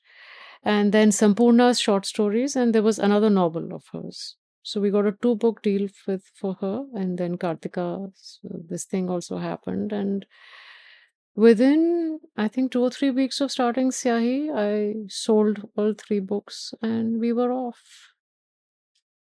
But then I grew slowly. I was just stumbling along. मिल गया, पसंद आई, बेच दी. ऐसा कुछ नहीं था कि there was no strategy, there was no like कोई Excel sheet लेके मैंने कोई प्लान ऑफ एक्शन नहीं बनाया था, मेरे को वो भी करना नहीं आता है अभी तक. So that's how we just happened. And it was like every milestone. Amit, I will not forget the first time I held Syahi's first printed catalog in my hand. Then the first time I went to Frankfurt for the book fair. There were so many firsts that I can't forget, because that first catalog was just like a slim 4-5 page thing with just those many authors and blurbs. Lamba sa kuch design hua tha. And now it's like a more than 100-page thick book. So yeah, it's been a nice journey. Tell me about, like you mentioned, Bikaner being the hub of publishing in Rajasthan. Tell me a bit about what the local publishing scene is in the different languages. Because from my sort of insular, elite English speaking viewpoint, all that's visible to me is what is happening in English publishing. But give me a sense of what's happening otherwise. Like how strong are the reading cultures in other languages, and what is the portability between these languages? For example, I'd done an episode with Sugata Srinivasaraju, who pointed out that when it comes to translation, when it comes to literature traveling from one language to the other, is usually either from English to a language or from some language to English. English is always there at the center of it. You're never going to have Kannada to Marathi or Punjabi to Telugu or whatever. It's all, English is a orbit around which everything rotates. So what is your sort of view of the language publishing world? How does that work? Is it healthier, less healthy? How does that play out? And do you also then think of, like, how important are translations then to what you do for your authors? Languages, very vibrant. Absolutely. The amount of people that are reading in Gujarati, in Marathi, in Assamese, in Bengali, in the South Indian languages on the whole, vast readership. So it's just that it's just that we don't see them being reported in mainstream media, or the English speaking world, because you and me are more exposed to that. But I have seen writers of their own languages being venerated even today more than English writers. I mean, English writing writers in our country. And that is still a reality. So, the thing you asked about translations between languages. So, there was a very healthy era where a lot of Malayalam to Tamil, Tamil to Malayalam crossovers were happening. It's reducing now, I'm told. I was having this conversation with someone who reads and writes in both languages, and they were only telling me, there were two of them sitting together, and they were both telling me that this is a concern. Like, it's rapidly going down.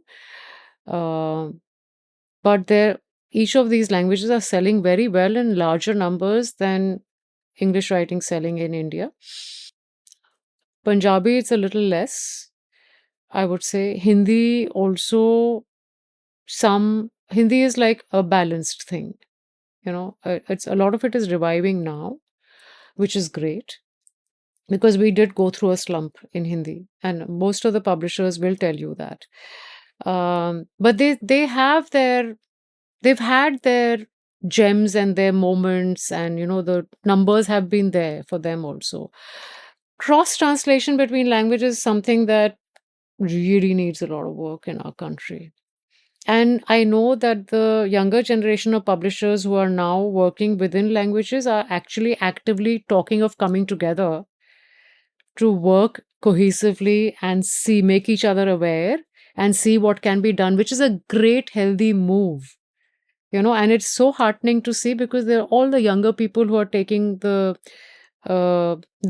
initiative and saying, at least the rumblings are there, and we are hoping we'll see results also. Coming to translations, yes, that was one of the things that even I started CI with, that we must encourage translations, and we have the readership here, we have the numbers. It's a difficult space to be in because translators need to be paid well to be able to be incentivized to better their skills, to work on their translations, to make them as strong as they can. So that, yes. But again, there's a lot of work that's been done in different pockets in the country. I just wish we could all. It's a very idealistic, utopian thing that I'm talking about because given the challenges that we face as a nation, it's difficult. But I wish all of us could just come together and talk about our challenges and carve a way forward. It's not that we can't surmount them, we can. What is happening is, one thing is that I'm talking about these younger breed of publishers who are within languages are talking to each other a lot more now, which is fantastic. And I've seen it. Like, I've been first hand witness to these conversations since December. So I've just been so delighted to just say, okay, good step taken. Let's push for it. Translations, yes, have grown tremendously in the last, let's say, over the last 15 years. You're seeing a steady incline, which is very, very heartening. And we need to see more and more and more. And I can see that even publishers are really, really opening up to taking on more and more translations because the real stories are coming from our hinterlands. They're beautiful. And if it's just, unfortunately, we don't know more than one language. At least I'm completely challenged. But the moment I receive a submission of translation, I actually sit up and say, oh, wow, let's read it. Let's, like, like there was somebody who sent me Oriya short stories just a month or so back. And I was scrolling through my manuscript folder. So I pushed it up. I said, no, I need to read this quickly because it will, and it did need feedback. So yeah, translations. I just wish we could do more work in even having conversations about it and pushing each other to experimenting more, to taking on more. And it's happening. It's not that. I think we're doing some great work there. Another sort of two-part question. If you are a storyteller today, as opposed to 50 years ago, you have many different ways to tell your story.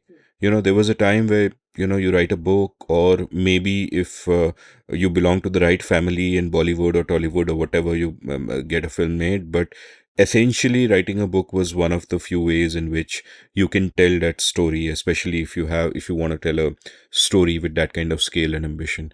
Today, there are many, many ways to tell a story.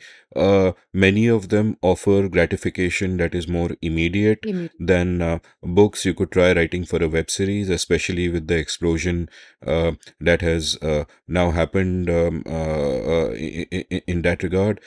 So that's one thing, that if you're a person with a creative storytelling urge, your incentive is not necessarily to write a book, which won't pay unless you're, really one of those top 0.01%, but to just try other things. So part one is that, do you think that that has affected the hunger for writing, like not among readers, but for people to actually write books per se? Because earlier what would happen is among that subset of people who do read, there'll be a small percentage which will also want to create, and then they'll want to write. But now among that subset of people who consume stories, a significant chunk of the creative ones will be attracted to other media.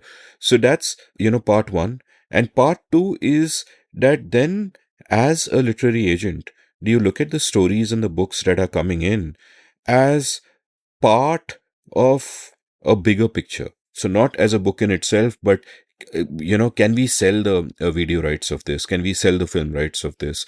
Do those considerations come into play? Like sometimes I'll pick up a random book at a bookstore and I'll read the first page and I'll be like, कि यार ये author ने लिखा है क्योंकि इसको film rights बेचना है. You get that, you know what I'm saying. So the landscape in that sense is different. So, Yeah, there's, what's happened with the opening up of different medium for self-expression and creative expression, whether with the coming of the internet, the blogging, the vlogging, and then audiobooks and Instagram and Substack and uh, various other Substack kind of platforms are there now for publishing digitally. People are still writing books and looking for different ways of getting them visible.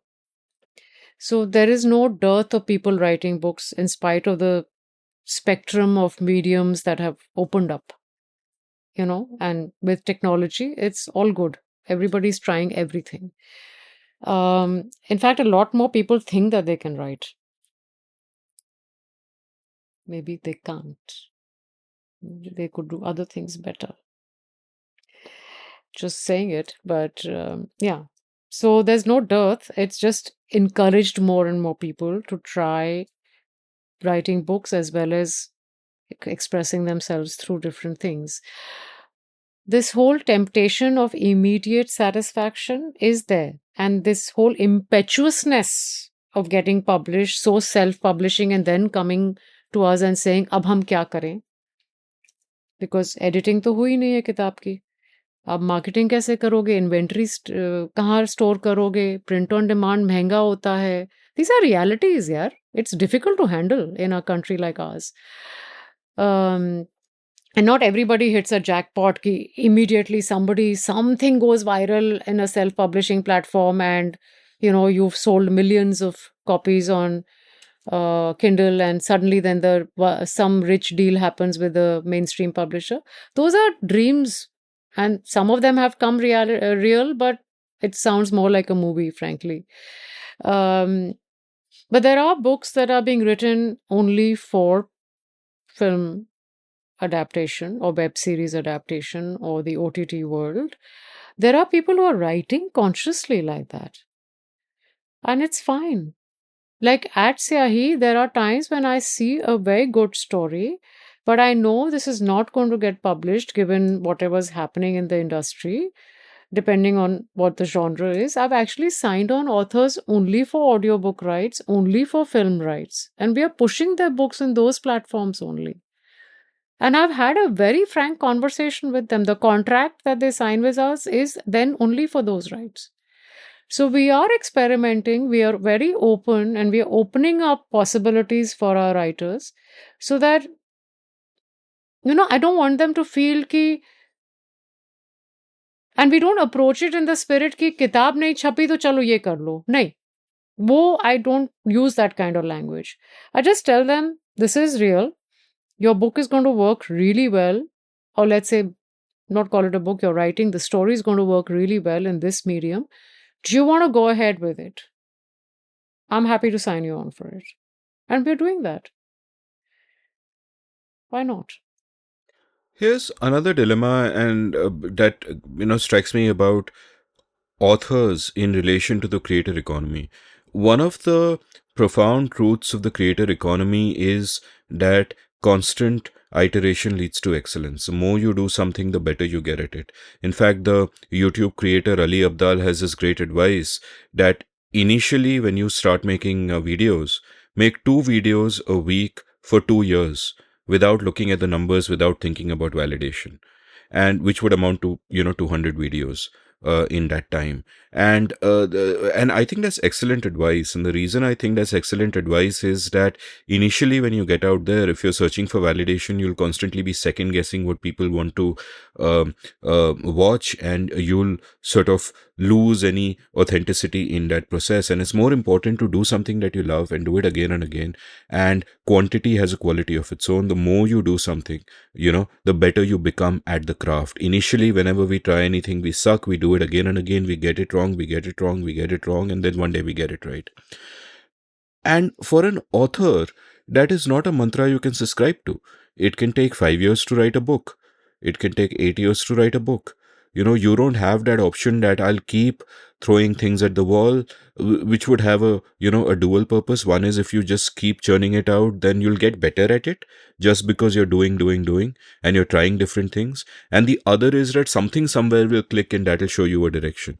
But for an author, you're sitting down, you're spending 5 years, 6 years, you're working on a book, you're full of self-doubt. Imposter syndrome will always strike you if you're any good. If you're not good, you will think you're the cat's whiskers. But and then your friends will tell you one thing, your instinct will take you in one direction, you will be defensive about your work, your literary agent may say, nahi, isko badlo, usko badlo, publishers ko ye chahiye. Incredibly confusing.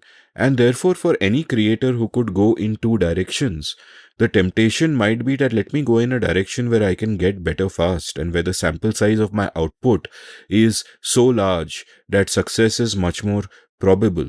Like, in a sense, I remember in the late 1980s, when I was a teenager, thinking about the two things I most wanted to do, none of which I've done properly. And one was write books, and the other was make films. And at that point, I thought कि write books ही करना पड़ेगा, because मैं तो introvert हूँ. Films depend on other people. You have to, the horror of horrors, interact with other people. So book ही ठीक है ना अपने लिए. But today, I would say that the decision could easily go the other way for a young person, where they might say कि यार 5 साल book लिखूंगा and it might be crap, and matlab, what am I supposed to do? If I write 10 books to improve, that's 50 years gone. Whereas, आप YouTube करो, आप web series करो, आप ये करो, आप वो करो, the path seems kind of clearer there. So, from your experiences of creators that you speak to, and I would imagine you speak to many more creators who just want to write books, but what are sort of your thoughts on this fundamental and really difficult dilemma? Yeah, I agree with you. What you started off with saying, that if you keep repeating and you keep at it, you become better. And that applies to a writer as well, 100%. You may have the greatest imagination, but there's always something that you can do to chisel it further, right? And I'm not saying this from the point of view of being a perfectionist, because in art, there is no perfection. And I don't think we should aspire for perfection. Perfection is the enemy of production. Yeah. So I'm not trying to be anal as far as that is concerned. I'm just saying, what are we doing with our imagination? How are we working on it? That dilemma will be there. And I think most creative people are still going through that dilemma.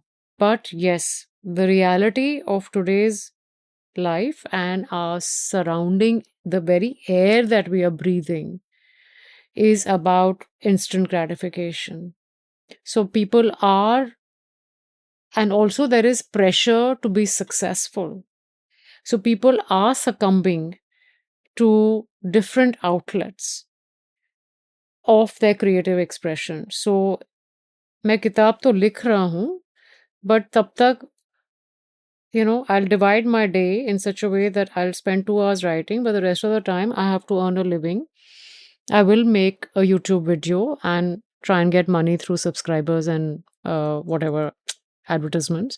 And I will also then see if I can write a screenplay or make write a jingle maybe, or whatever. Those are hard realities. You've got to put bread on the table, right? So a lot of people are then splitting themselves into multiple creative personalities. And it's not that, on the face of it, it sounds very simple, but it's not. It's complicated. So some people will yield to that pressure and maybe not come out of it really successful. But some people are managing to do it in a very brazenly comfortable manner. So comfortable that I'm instantly suspicious. कि ये खुश तो है जो कर रहा है. My take here is, are you happy doing what you're doing? Do you love what you're doing? It will show up in your art and your craft and your expression and your whatever you're writing, creating. Are you being honest to yourself? So this conflict is something that each of us is constantly negotiating, right? You've got to survive, you've got to earn, and you've got to be true to what you want to do. But this is life. Amit, these are hard decisions, and I can't answer in a generalized way, but people are handling it, and Yeah, I mean, technology is giving us that, as smoothing the process out for us. yeah, no, I didn't mean this aspect of, writing being what I want to do and everything else to earn a living. Not something like that, but in a sense that a creator might be equally drawn to two or three mediums. And then out of those, the least attractive then would appear to be writing a book. Because if you're playing the long game and making videos, your long game is 2 years. But 2 years is you're really playing the short game when it comes to books, because you'll barely write one book, leave alone publish it, you know. Yeah, publishing So takes time. takes Yes. time. So just in terms of the choices for a creative person, right at the starting stage, right at the inception stage, I'm not even privileging one over the other and saying that no, books are better, you should write books. No, why are books better? Some people make great TikTok videos, some people do great work on YouTube. So Yeah, but TikTok video people have also been picked up to write books, by the way. yeah, because that's your publishing industry playing the volume game and saying ki naam wale ko lao. Hopefully, some of their following will buy their book. So that's a kind of a completely different matter. Let's go back to biography, because I think, we've been skipping back and forth, and this, of course, is a fascinating subject: books, writing, publishing. But let's talk about events. Like, you, of course, started the Jaipur Lit Fest, but even apart from that, you've been doing a lot of other work with other festivals. I just found out in the break that you've organized a music festival in Bhutan for 10 years, and so on and No, so it forth. wasn't music. It was art, culture, literature. Art, culture, literature. Yeah. We were talking with Hmm. my musician buddy Gaurav. So so tell me a little bit about all of this, because this seems like a heck of a lot of work in terms of organizing stuff, coordinating stuff. Event management is, just such a scary ball game for any artist just to think about.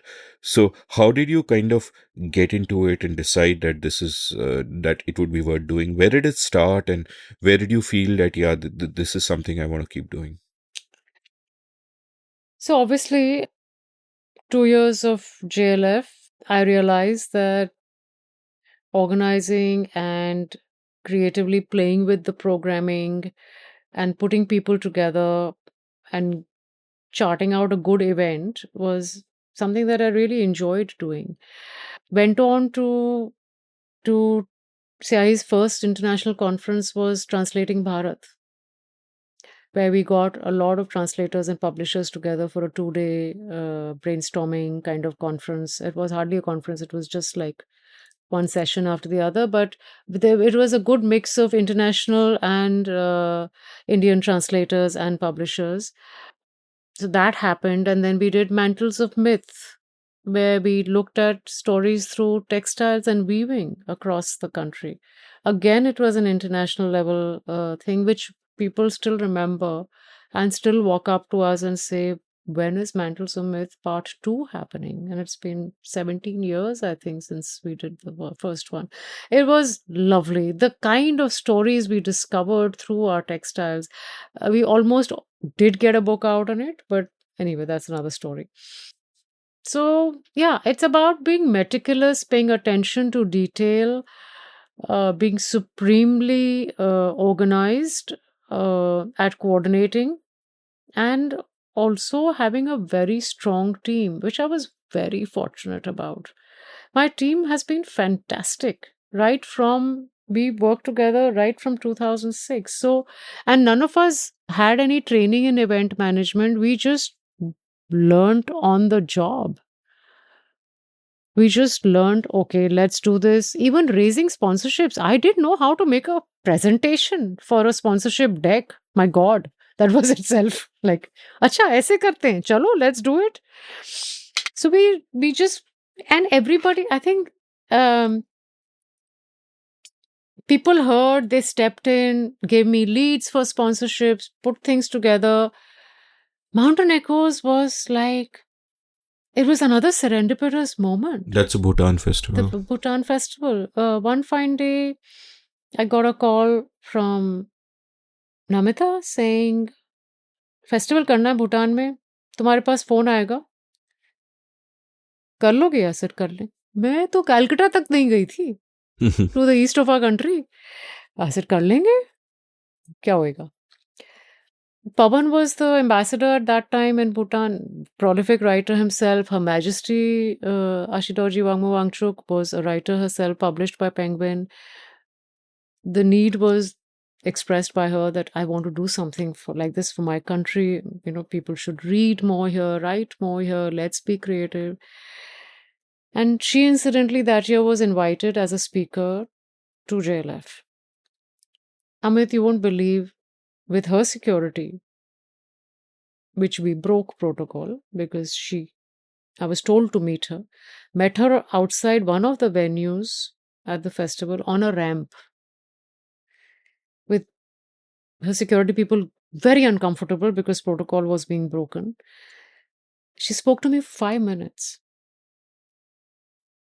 And after that, she just gave me a hug. She said, "Come quickly, let's do it."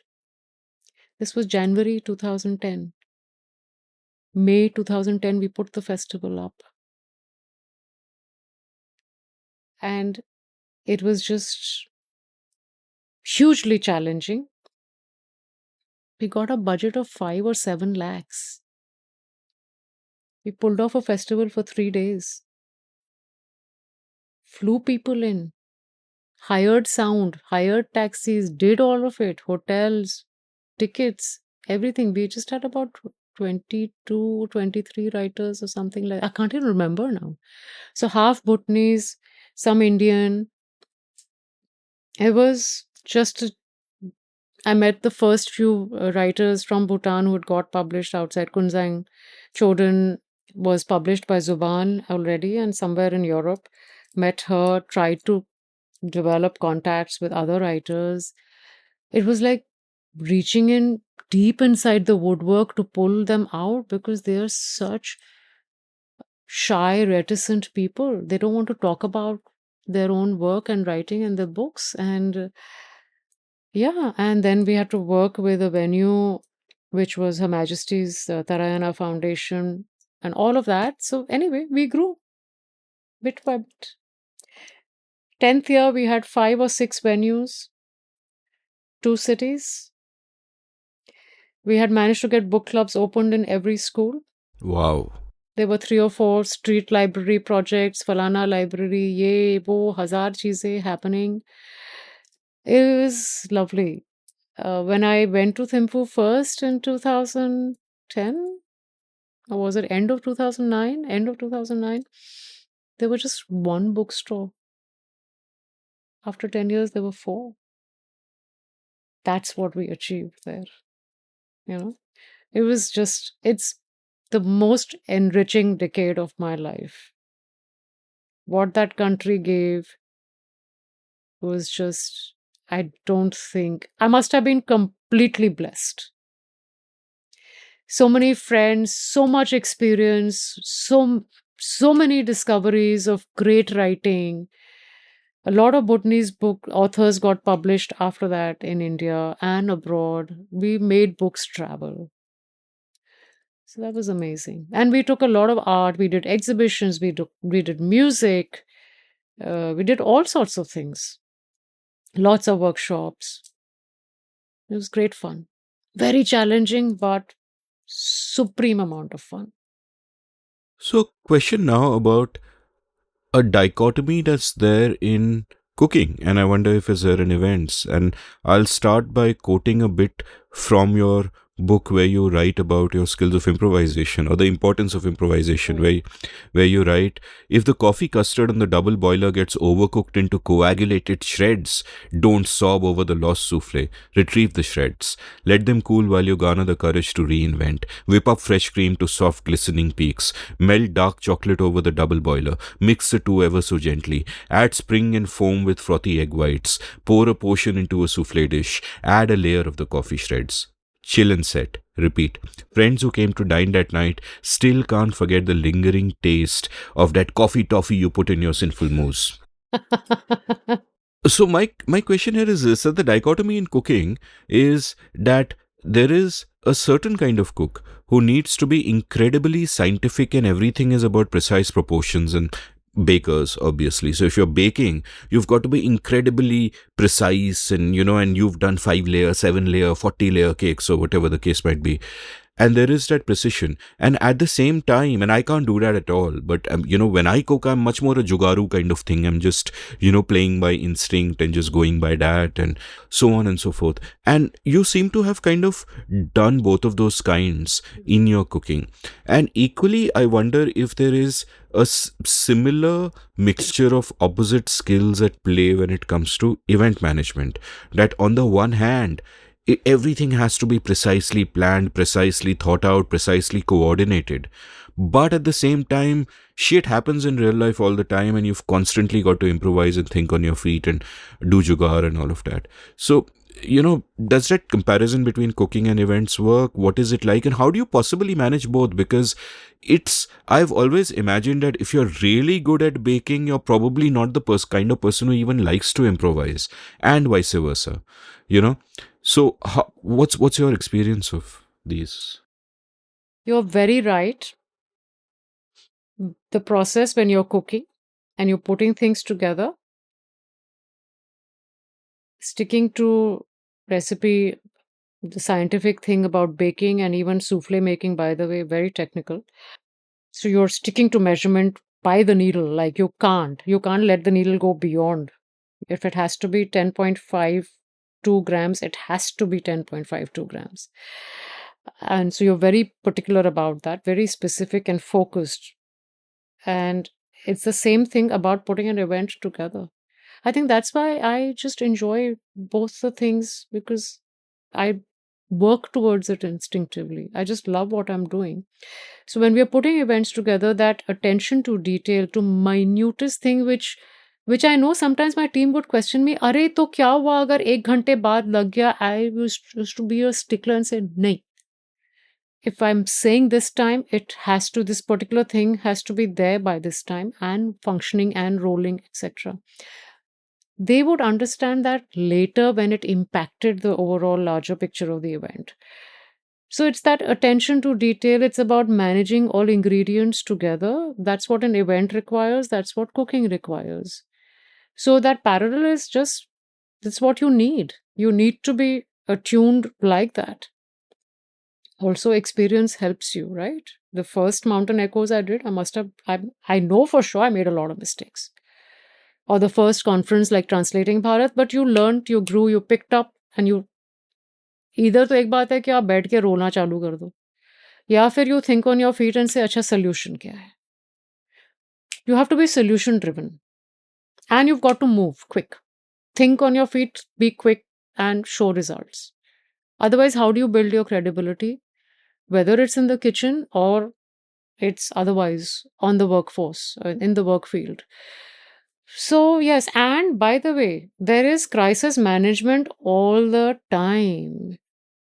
Somebody's kicked up a fuss, somebody's missed a flight, the taxi driver's run away, or an author's had to cancel for some unfortunate reason. You've got to turn the program around. You've got to call the printer straight up, printing roko, session change ho raha hai.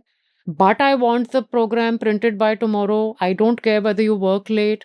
Relationship building. All of this is, so much of it is based on relationship building. The amount of crap we pulled off in spite of things happening last minute is because people believed in us and they knew we were going to put out good work. They knew we are slogging at it, and that was respected.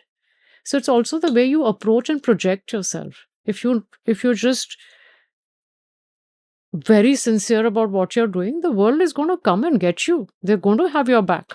And people had our backs. I must have cried, sobbed, dissolved into tears, like physically, literally, multiple times. And I'm not ashamed about it. I did feel those moments of weakness when I said, oh, everything's going wrong, and I haven't been able to deliver what I promised. But you just got to suck it up and do it. Can you give an example of something like that and how you came out Every year. Give one example. Come on, this is what you would tell your writer. Get concrete, right? Yeah. Oh God, there are so many examples. Let me see. This was, I think, the first year of Mountain Echoes. We had to work with the Indian embassy, because the India Bhutan Foundation is under both the embassies, the Bhutanese and the Indian embassy, and we had to work with them for all travel plans, everything. And there was one writer who was a foreign national, and we hadn't come to grips with the rules that we knew कि Indians का visa on arrival है. So my travel person who was handling travel for everyone, she was very good with her work, but somewhere between the embassy communicating and her understanding, they must have communicated everything. She didn't come to grips with the visa rules for foreign nationals. So this very well-respected writer is standing at the Droker counter in Delhi and calling us, but I don't have a visa. And I didn't know what hit me, because next morning the sessions were starting. Amit, I died, because he was a very senior scholar, and he was integral to the first day of the festival, the session, because as it is, we had like ittu se writers, this time. It wasn't a 4-5 day festival yet. First edition. And I was like, my heart was somewhere in my feet. And as a team leader, I had to take the brunt of it, because I can't say कि इसकी गलती है, मैं क्या करूं, वो तो हो नहीं सकता. I ran to the embassy. I spoke to both my directors. I got shit tons of grief from both of my directors. That what kind of planning is this? You don't know what you're doing. You don't know that you need visa on arrival. You can't do visa on arrival for a foreign national. And I said, I was just handling so much that this got left out. And what do you do? So anyway, Pawan was luckily the ambassador then. He made all the calls and we got him through somehow. But that was a very, very bad faux pas on our part. But there are lots of other instances where we had the Indian Ocean playing on one of the nights, and the sound vendor dumped all the equipment, ran off to another city to do another event.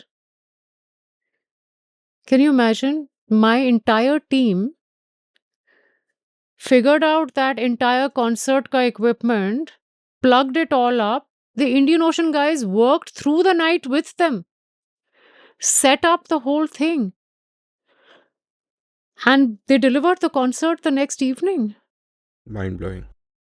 Can you imagine? And my entire team then shifted from the clock tower venue at 6:30 to the main venue, and then there were 3 other venues where sessions when workshops were going on, and they fanned out according to their duties and ran the show.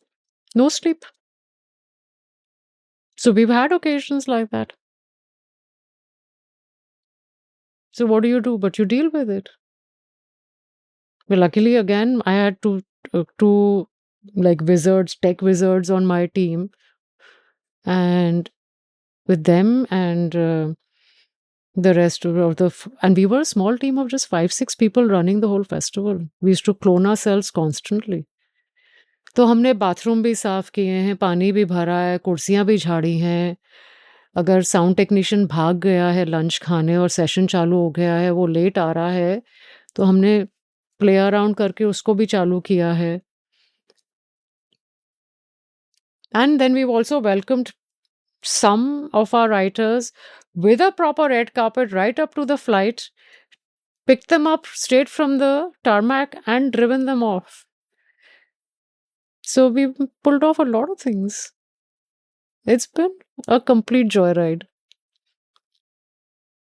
Again, it's so fascinating because it seems like it must be so consuming, but at the same time, on one hand you're doing events, on the other hand you're doing your literary agency work, and one requires patience, a long game, karte raho, which is, of course, literary agency and events. Everything comes to a crescendo at one point in time, and it's like everything's happening at the same time, and it almost seems like you need different sort of temperaments or abilities to manage these, but you have. So let's let's talk about food. You've spoken very evocatively in your book about um, you know how food is so intrinsically related to memories. And I'm a few years younger, but I was a Delhi resident only for a few months in the early 90s. But I still, share many of these connections where at one point you write, quote, when we were young, Delhi meant Janpat and Connaught Circus, shopping for the latest in street fashion and then lounging in Nirulas. Popuri opened on the first floor of Hot Shop in Nirulas. It was a mecca for food stuff, people like us from Jaipur. Then you mentioned the Hot Shop burger and the hot chocolate fudge. You speak about going to Gaylord for sizzlers, chocolates from Wenger's, and then just behind Wenger's in A Block, there's Keventer's, right? And it's like a landscape of the past almost that doesn't really exist. Later, you speak of Nero's, which was sort of the only restaurant in town in Jaipur at one point in time, and you speak about the typical cream of tomato soup served in ceramic soup bowls with a swirl of cream, fried croutons, and a sprig of fresh coriander. And again, it's like a template of a world that's sort of past. And I remember that. You know a lot of us, like any gourmand today, will perhaps a certain kind of gourmand today will look at Indian Chinese food and scoff because there's no authenticity. It's just, it's a sort of a bastardized creation in a sense. But a lot of people will also look at it with nostalgia because, hey, American chops bhi jo bhi hai, it has memories, and why sort of be judgmental. Tell me about the role food has played in your life, because your entire book is sort of filled with detailed descriptions and memories of the kind of food that you had at home and the kind of cutlery you had it from, and just that whole theater around food and what it meant and all of that. And in that sense, you're sort of writing your book as a combination of a memoir and a book about food makes complete sense, because that is what it is. For anyone who cares about food, it's a part of your memory. So tell me a little bit about sort of this facet of you, appreciating food and then cooking it, and then getting that extra layer of awareness and researching it and writing about it and so on and so forth. Hmm. I think my love for creating and cooking came from what I saw my elder sister doing. My mom was a very matter of fact cook. We always had great food at home, but mom didn't have the time to experiment with cuisines. Also, ingredients weren't available, and she didn't have the time, frankly. But what she made, lips-packingly good. Simple stuff. Um, my elder sister really took to cooking and trying new things. And I also saw her experiment because when mummy had her first angina attack, Meeta was just in senior school. So she literally had to shoulder everything at home. And I saw her experimenting with soups and very clear, subtle broths and crisp vegetables. I still have that memory, still have the memory of her making fudge and cake in that round oven and all of that. So I think all this kind of settled in my subconscious. We were never asked to learn to cook or anything. Not that kind of upbringing at all. I just took to it very naturally. And the first thing I must have learned was maybe रसे के आलू जो हर घर में बनते हैं और हमारे घर में हर ट्यूसडे को बनते थे बिकॉज मम्मी पापा का फास्ट होता था. We had this thing of Papa would come home from work, pack us all in, take us to the Hanumanji ka mandir in Jori Bazaar, and then we'd pick up some fresh vegetables, etc., from the mandi across, and we'd come home. And mummy would have made sure that rasikal, whatever other vegetables were there, seasonal was so that kind of flavor, and basically not even in hinjira, just long, nothing else. I think that must have been the first thing I cooked ever, and of course tried to bake failed miserably, tried to bake again, kept failing, whatever. Then I got married into this absolutely foodie family who can't think beyond food, like till today also. So it just kind of opened up that possibility for me to keep experimenting and keep, trying new things. And so I really took to that very, very well. Those were the years I wasn't working. My creativity needed an outlet. And, you're getting guinea pigs who are ready to eat. I was dying to experiment. So it went really well together. So I kept, and obviously then you build up memories, right? So if you're traveling to some other country and you're trying a new cuisine, or you're entering a home store or some place where there's fantastic crockery, and you just have like a budget of 150 pounds. So you pick and choose, acha, ye do bowl le jate hain is baar, and next trip we'll see what we can. I've literally done that. And I still have those bowls, and I'm awfully proud of still owning them. So all of these things kept adding up. And that's how the memoir happened. And I'll be very honest, when I wrote the first 2-3 chapters,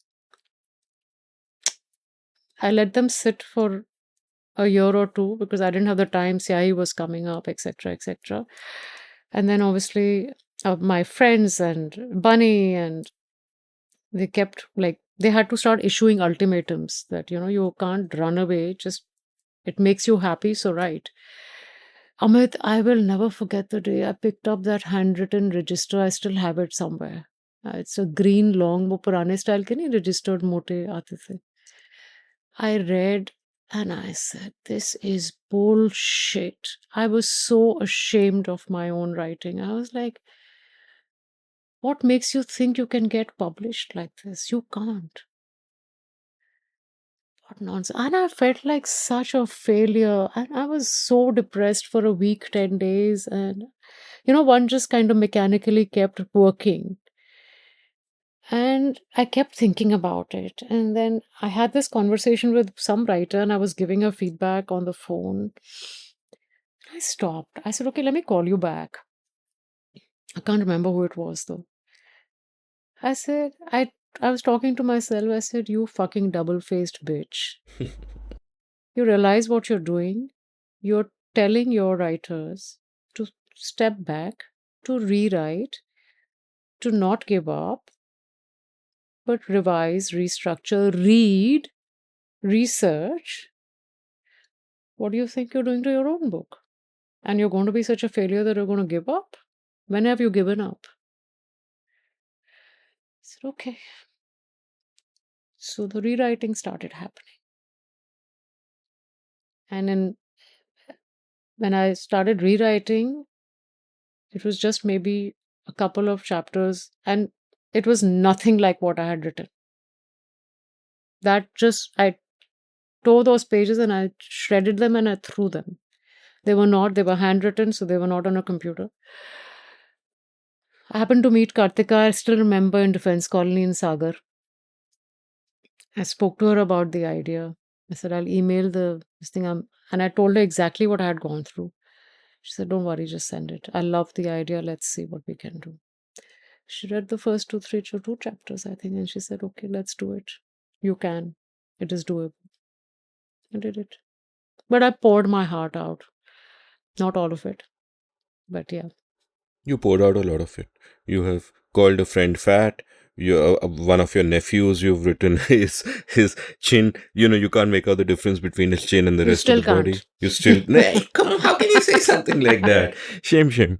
So yeah, no. It's a delightful read. And you were talking about sort of you're marrying into a family where they really love to eat, and you've actually given a graphic description of that, where you speak about how you went out with Bunny, your husband to be, his brother Bunty, and his wife Smriti, and for the 4 of you, the order at Nero's was, quote, 3 chicken chow mein, 3 chicken chili dry, 3 shredded lamb, green and red peppers, 2 garlic chicken, 2 chicken fried rice, but we'll start with 4 butter naan and reshmi kebab and bring 4 hot and sour chicken soups also, stop quote.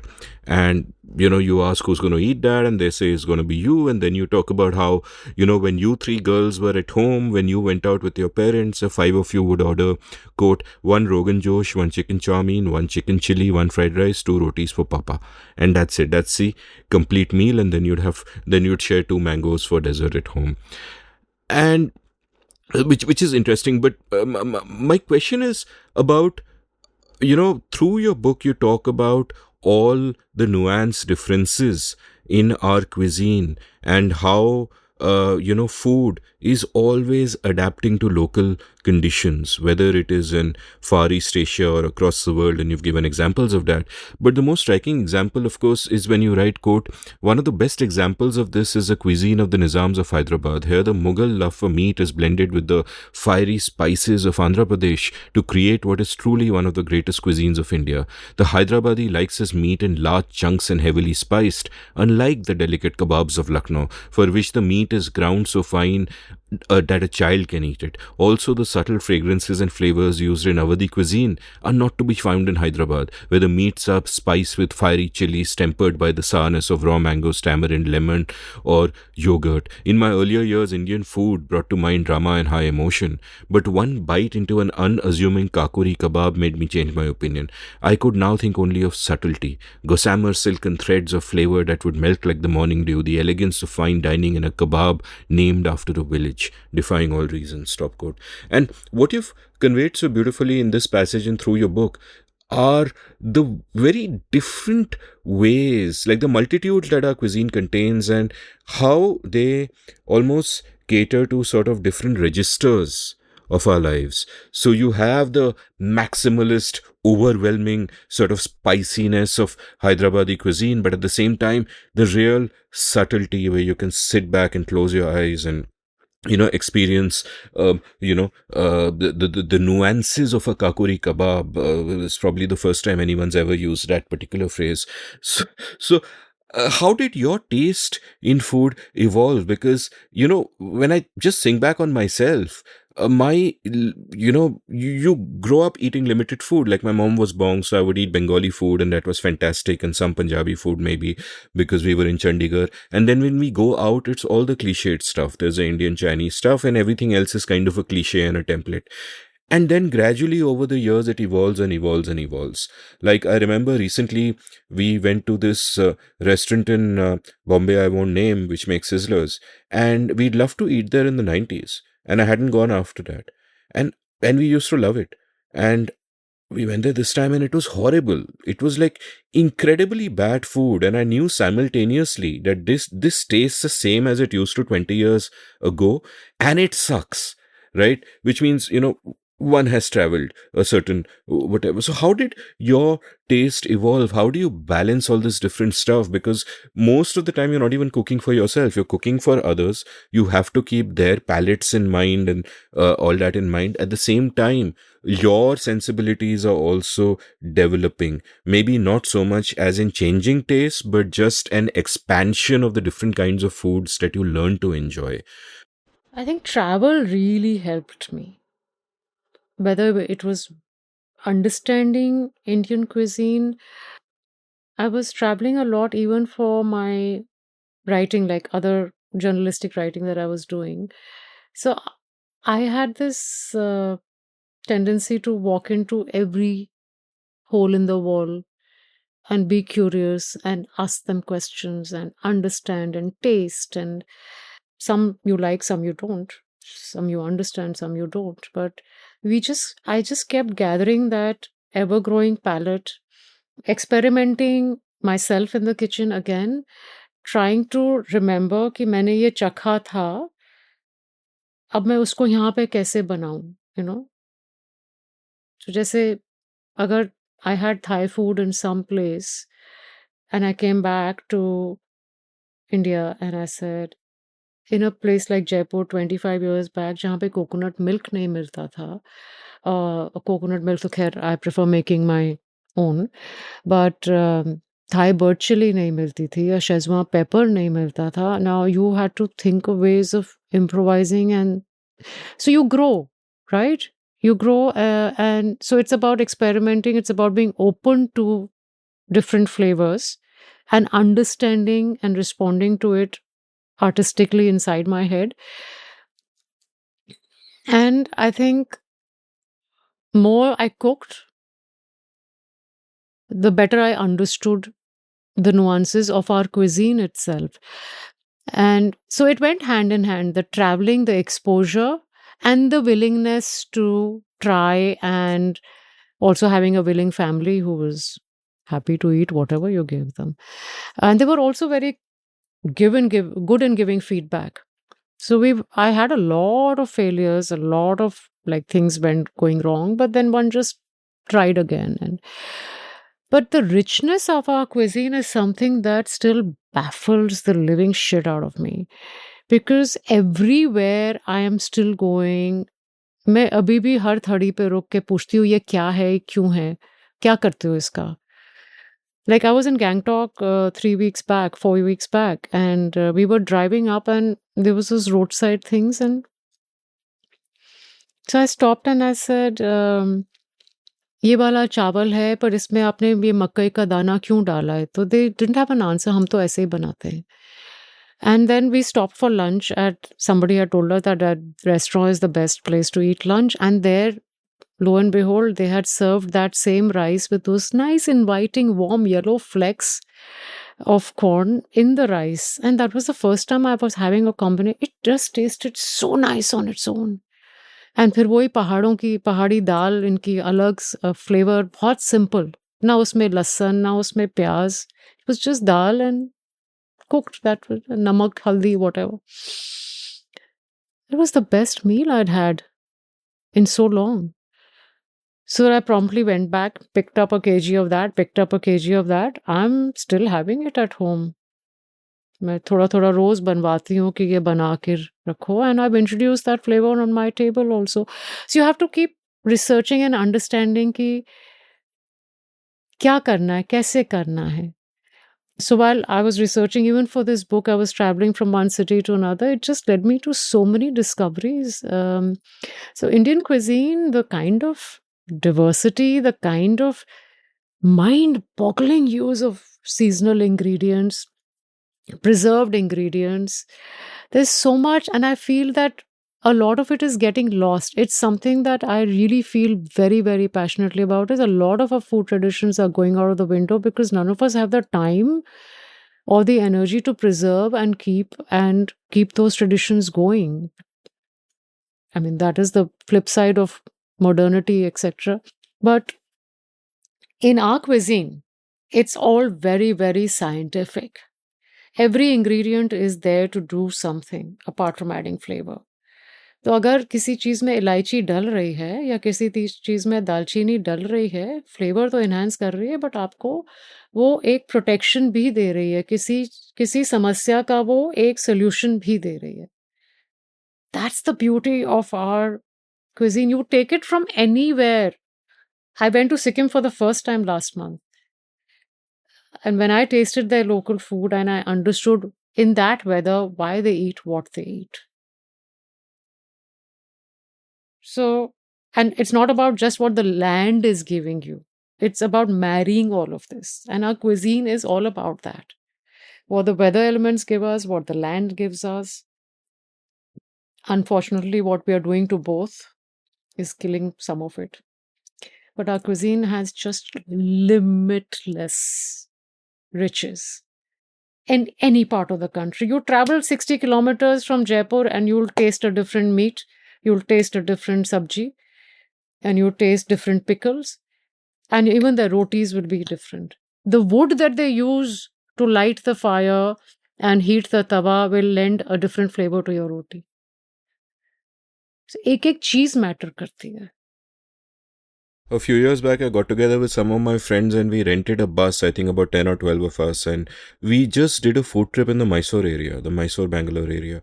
And it's like within like a 20-kilometer radius, you have like four different kinds of biryani, completely different cuisines. One of them was this lovely pork biryani, which the fat melting into the rice, and it was just like kind of incredible. The one thing, like when it comes to cooking, Indian cuisine is my least favorite to cook because it just feels so complicated. आप list of ingredients देखोगे, जैसे आप कहोगे लौंग है, इलायची है, ये है, वो है, and it feels so complicated. While other cooking like steak बनाना है तो क्या है, salt pepper डालना है, olive oil लगाना है, and then it's the timing. मक्खन चाहिए stake.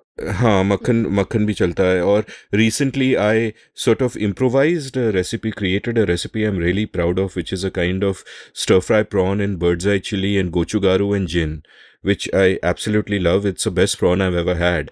And therefore, if you ever come home, I'll make it for you. And I was completely mind blown the first time I made it and had it because I was just experimenting around. And I thought, A, this is the best prawn I ever had. And B, I fucking made it. How can that be? Right? It's not even a recipe. I don't think anyone's ever combined bird's eye gochugaru and gin. And of course, with both olive oil and butter at different stages of the process. So, here's my next question for you, that in this journey of getting into food, in this intentional journey of first becoming a better cook and appreciating food and then actually writing about it and researching it and all that, did that make you a more mindful eater? Because I think for many of us, and it certainly happened to me, and I have to remind myself not to fall into the trap, is that my journey with food through life has been one of increasingly normalizing what I'm eating to the extent that I don't even notice it. That I could literally, if you give me some food, I could be lost in my head and have zero mindfulness and finish an entire meal without knowing what I ate. It's that bad. And I find that it's like that with a lot of people. But the moment you start thinking, I have to write about this, or I have to figure out how to cook this, or I am traveling in a new place, this is so interesting, let me have this. Immediately your senses are alert and heightened, and you're, really. So what's been that process like? Were you, like, from your book, it's clear that there are deep memories of what you ate in childhood and all of that. Are those memories something that you dredged up in hindsight, looking back, trying to remember for the purpose of the book? Or were you always, keenly noticing what you ate and how it tasted? I was always very, very alert about what I'm eating.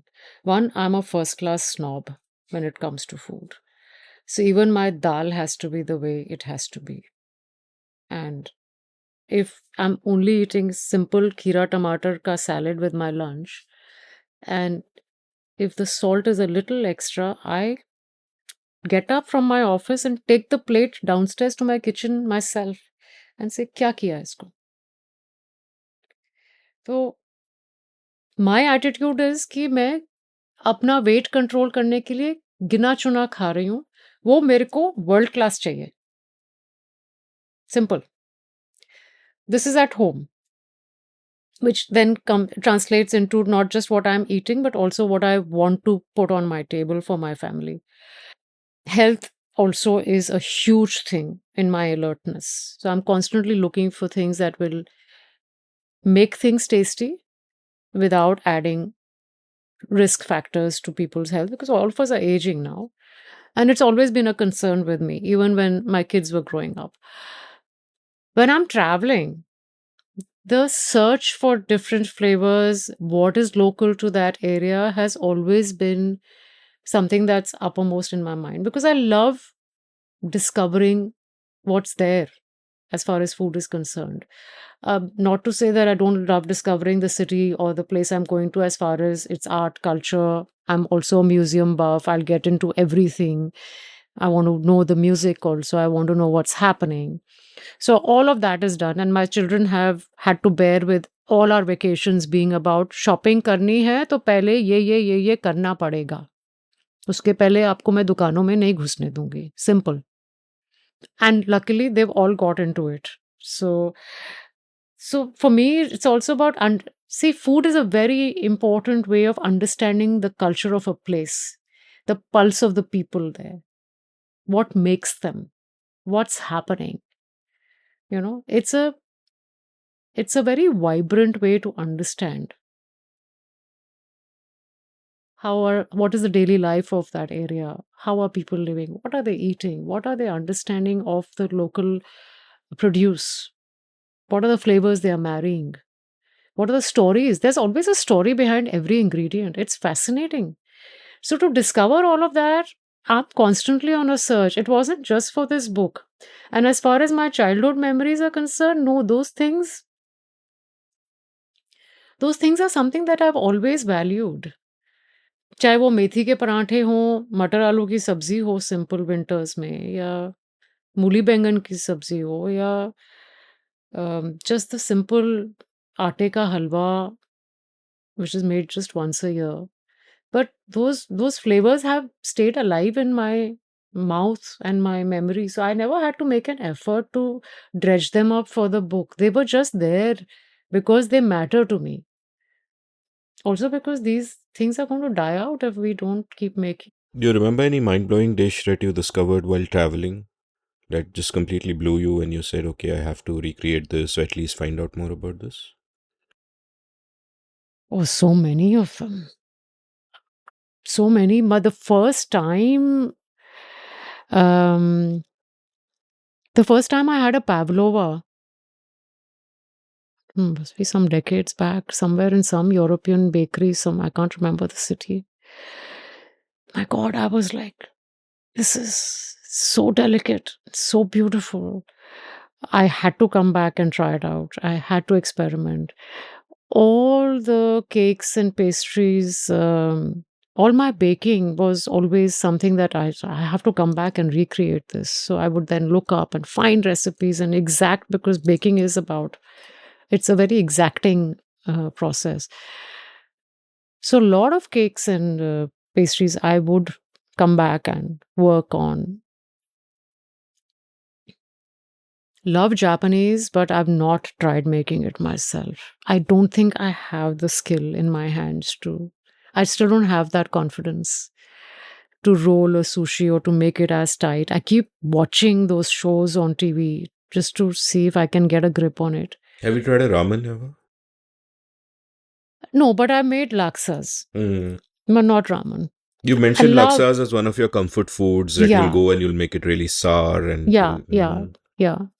But ramen, no. I love going to ramen places and eating, but I have not tried ramen at home. I should actually. But like the khao and a lot of these Malaysian, Indonesian, various different flavors, I've experimented a lot and come back and recreated. Even some of the Korean rice dishes and all, because now everything is like available, right? So I'm constantly trying to make things. I remember, although this was long time back, but we were opening a restaurant in Bombay, and I was working with the chefs on the desserts, and so they were saying, yeah, we'll put this pavlova on the menu, etc. And I said, so I got mogre ka sharbat from Bikaner, and on the pavlova, I got fresh jasmine flowers, and I combined it with the red berries, not the raspberries, the red currant berries, and we mixed the two flavors with rose and rose and something on one pavlova, and the mogre ka sharbat with the berries on another pavlova. It was like very subtle, but it just came out mind blowing. But we couldn't put it on the menu because they said Bombay audience will not understand such subtlety. So I'm told Bombay audiences have evolved. Like I read an episode recently with Sameer and Yash, who are the guys behind Bombay Canteen and No Pedro. And they were saying that just in the last 5 years, this evolved a lot. So there's stuff like O Pedro, in my mind, is the best restaurant in Bombay. And I love O Pedro. It's amazing. And some of the stuff there would not have been accepted 5 years ago, apparently. But it probably, is today. yeah.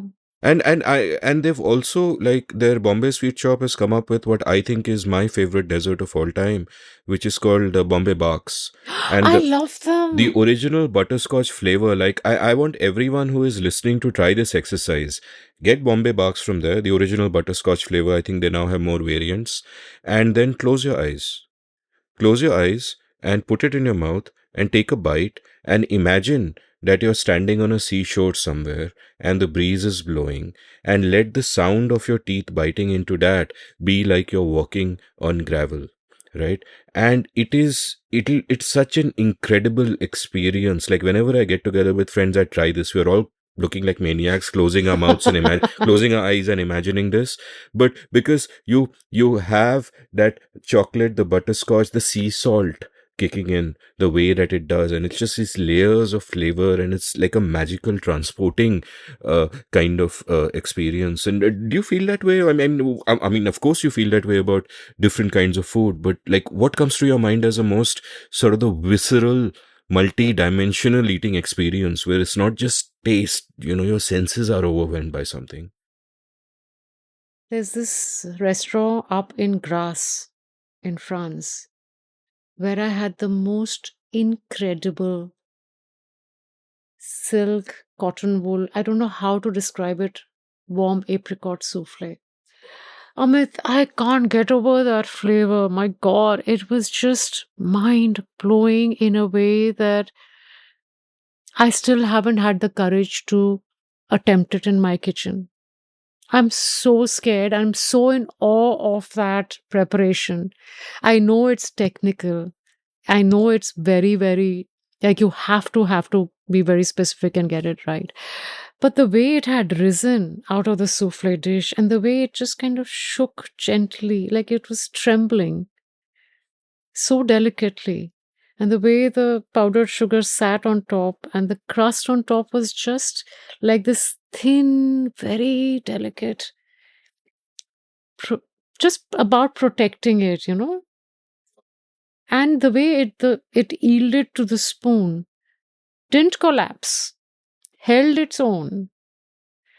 So it was like one of those moments when I think Bunny has a lot of my pictures just tuck, tuck, tuck, tuck, tuck. He kept taking because I was responding like that to the dish. That is something I I, really want to go back to. I'd love to see those pictures. I have to dig them out because I'm sure he still has them somewhere on his iPad. Yeah, whatever. But that is one thing that I can never forget. And it was at the end of a 4 course, full blown meal. But when I'm trying food, I'm like a glutton. Like, even people at home say कि ये बाहर जाके इतना खा लेती है, and then she comes back and she cries because she's put on shit tons of weight. And then I go on this vegetable juice cleanse thing for 10 days in one go, saying I have to lose all this weight. That's a struggle, but I don't think I'll ever stop experimenting. Here's a great passage from your book that I enjoyed, which I'll read out again, where you write, quote, "There have been evenings where Bunny dragged me to a party saying it doesn't look nice if you don't go, or our host is an important bureaucrat, or simply I hate going alone, I miss you." These are no-win situations which can be very frustrating. Coming back from many such reluctantly attended parties from which I have run away without eating dinner, I often find myself shuffling around the fridge looking for leftover rajma chawal. And then there are the rare evenings where Bunny turns benevolent and surrenders with, "Okay, you look tired, stay home, I'll go for the party." This is the actual party for me. There's nothing like being alone in my room with a bowl of hot food and silence, to have the whole bed to myself and the luxury of sharing it only with my laptop. Stop quote. Which brings me to the question of, what is your comfort food? Like, at a primeval level, you just feel ki, ha, like, this can be my last meal. That this is me.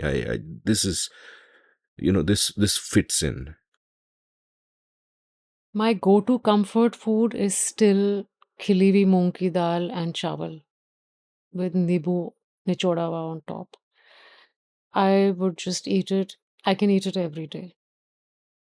And yeah, I think that's my thing. I'm very happy with just that. And Kartika used to keep telling me, please don't give these kind of answers. You sound very boring. I said, I am. Kya kare? I'm very happy just that. Just doing that. Um, of late, I've started. Thankfully, he's surrendered. Don't go to these parties at all. I've become very reclusive over time. For me, it's just simple makhan. Just roll an omelette very gently. Truffle oil, warm toast with Milk and Meadows butter, which is my own dairy. So we make our own hand churned butter. Wow. And Wow. just, yeah, it's a bit heavy duty calorie wise because butter, the truffle oil, and that. And I actually, yeah, so wherever I'm traveling, is a big joke that ये तो एक suitcase में अपने sauces और बर्तन भांडे भर के लाएगी तो उसके लिए हमको वेट का अलाउंस रखना है and so yesterday only he commented on my suitcases they're full. I said yeah, but उसमें खाना निकलेगा अभी तो जगह है मेरे पास on my way back. I'll manage. So that's off late. I've been doing a lot of that. Otherwise, if like I really want to sleep quickly and I'm feeling a little hungry, peanut butter on a fresh slice of bread, I'm very happy. And my dog, she loves peanut butter. तो उसको smell आती तो हम थोड़ा थोड़ा थोड़ा हम share करते हैं. That's an added joy. The dog in you. Yeah. Yeah. So when I wrote this book, I didn't have a pet. Otherwise, the landscape would have been my first dog was Waffle, who was a food lover like crazy. Waffle, me, my book, or my laptop. Very happy. Now it's Zoe. We are very happy.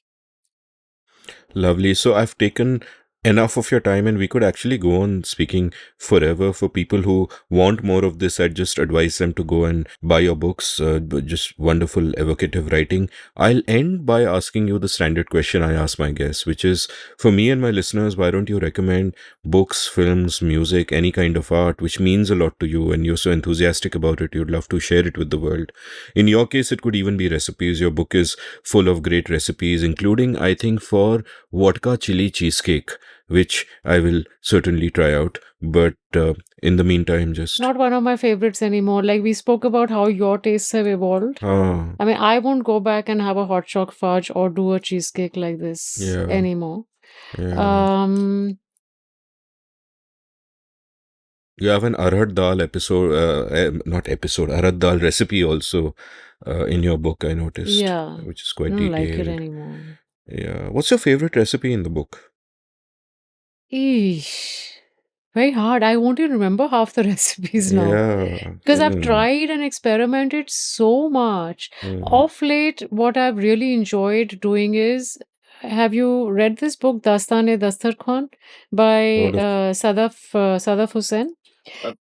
Sadaf has some great recipes in his book, which I've been cooking with recently very often. His Rampur ka korma, his Bihari kebab, his Nihari recipe has been tremendous. Like these three, I've just because I've been cooking frequently, a lot of guests coming in and stuff. So they've been a hit with everyone. So I can swear by his recipes. I've had a lot of fun trying them out. So that goes for recipes.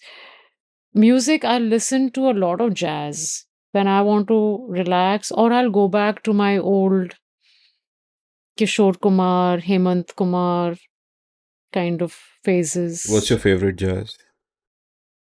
This lady who's on my, I'm forgetting the name. God, I'm so bad with names, Amit. No, the lady who sang Tom's Diner. Um, I've heard her live in Minneapolis. Fuck. Suzanne Vega. Suzanne Vega. Love her music. Also love Rufus Wainwright.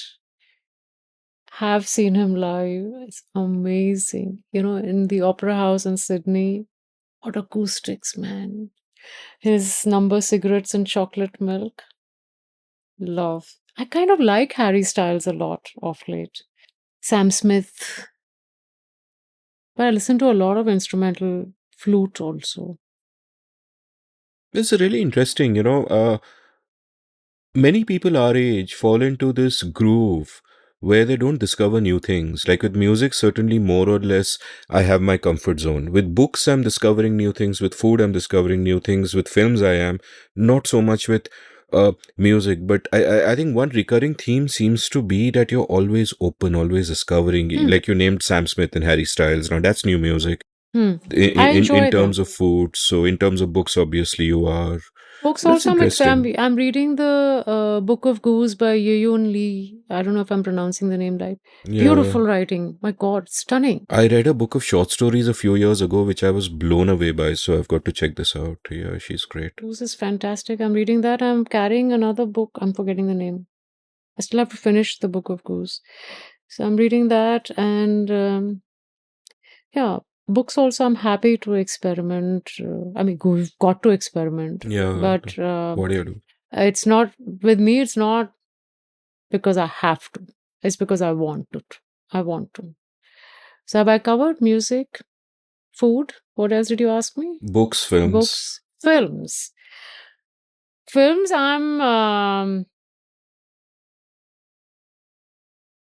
I don't know. I don't watch that much.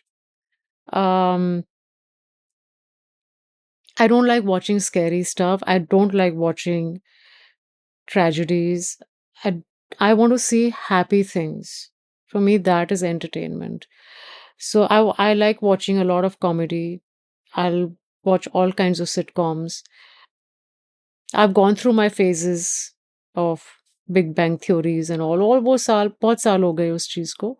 But right now I just keep scouring for watched a lot of Spanish comedy of late. Like any in Yeah, I particular? can't remember names. I'll send them to you once I remember on Done. WhatsApp. Mita will. I'll put them in the show notes and meet. So check the show notes for that. Yeah, and I love watching a lot of food shows. So I'm constantly looking on Netflix and Amazon and BBC for food shows, which some of them are so artistically shot. Like every frame is perfect. Like it's microfilming. Like I'm seeing the movement of the ingredients, and it's just mind blowing. So I watch it for that joy as well, not just learning or not just discovering new things. But the aesthetic delight. Yeah. So I like watching a lot of those food shows. Yeah. But no reality TV for me. I can't. Oh my God, I abhor it. So, Great, Meeta. Thank you so much for coming and spending so many hours. This was. I found it delightful. Thank you so much. No, I think I'm completely in awe of the kind of research you put in. And frankly, I don't know if I was. Every woman who comes on the show has the imposter syndrome. Big problem with India. Really? Yeah, I I thought didn't want to I succumb to love this. that. I love this I was saying, conversation. as a writer, I don't know if I really have made that kind of mark that I deserve to be on the show. I'm really questioning it. Yeah. Are you on Twitter? Unfortunately, I do have a handle, but I don't do anything. Yeah, otherwise my listeners would have tagged you and let you know the mark that you made. This was awesome fun, and I really enjoyed talking to you. You've given me a lot to think about as well, so I will re-listen to this episode and process a lot of things. Thanks a lot. Thank you, Amit. The honor's been completely mine, and it's always such fun sitting with you. Thank you. If you enjoyed listening to this episode, check out the show notes, enter rabbit holes at will. Do buy Meeta's books, especially her excellent book, The F Word. You can follow Meeta on Twitter at Meeta Kapur, that's MITAKAPUR. You can follow me on Twitter at Amit Varma, AMITVARMA. You can browse past episodes of The Seen and the Unseen at seenunseen.in. Thank you for listening. Did you enjoy this episode of The Seen and the Unseen? If so, would you like to support the production of the show? You can go over to seenunseen.in/support and contribute any amount you like to keep this podcast alive and kicking. Thank you.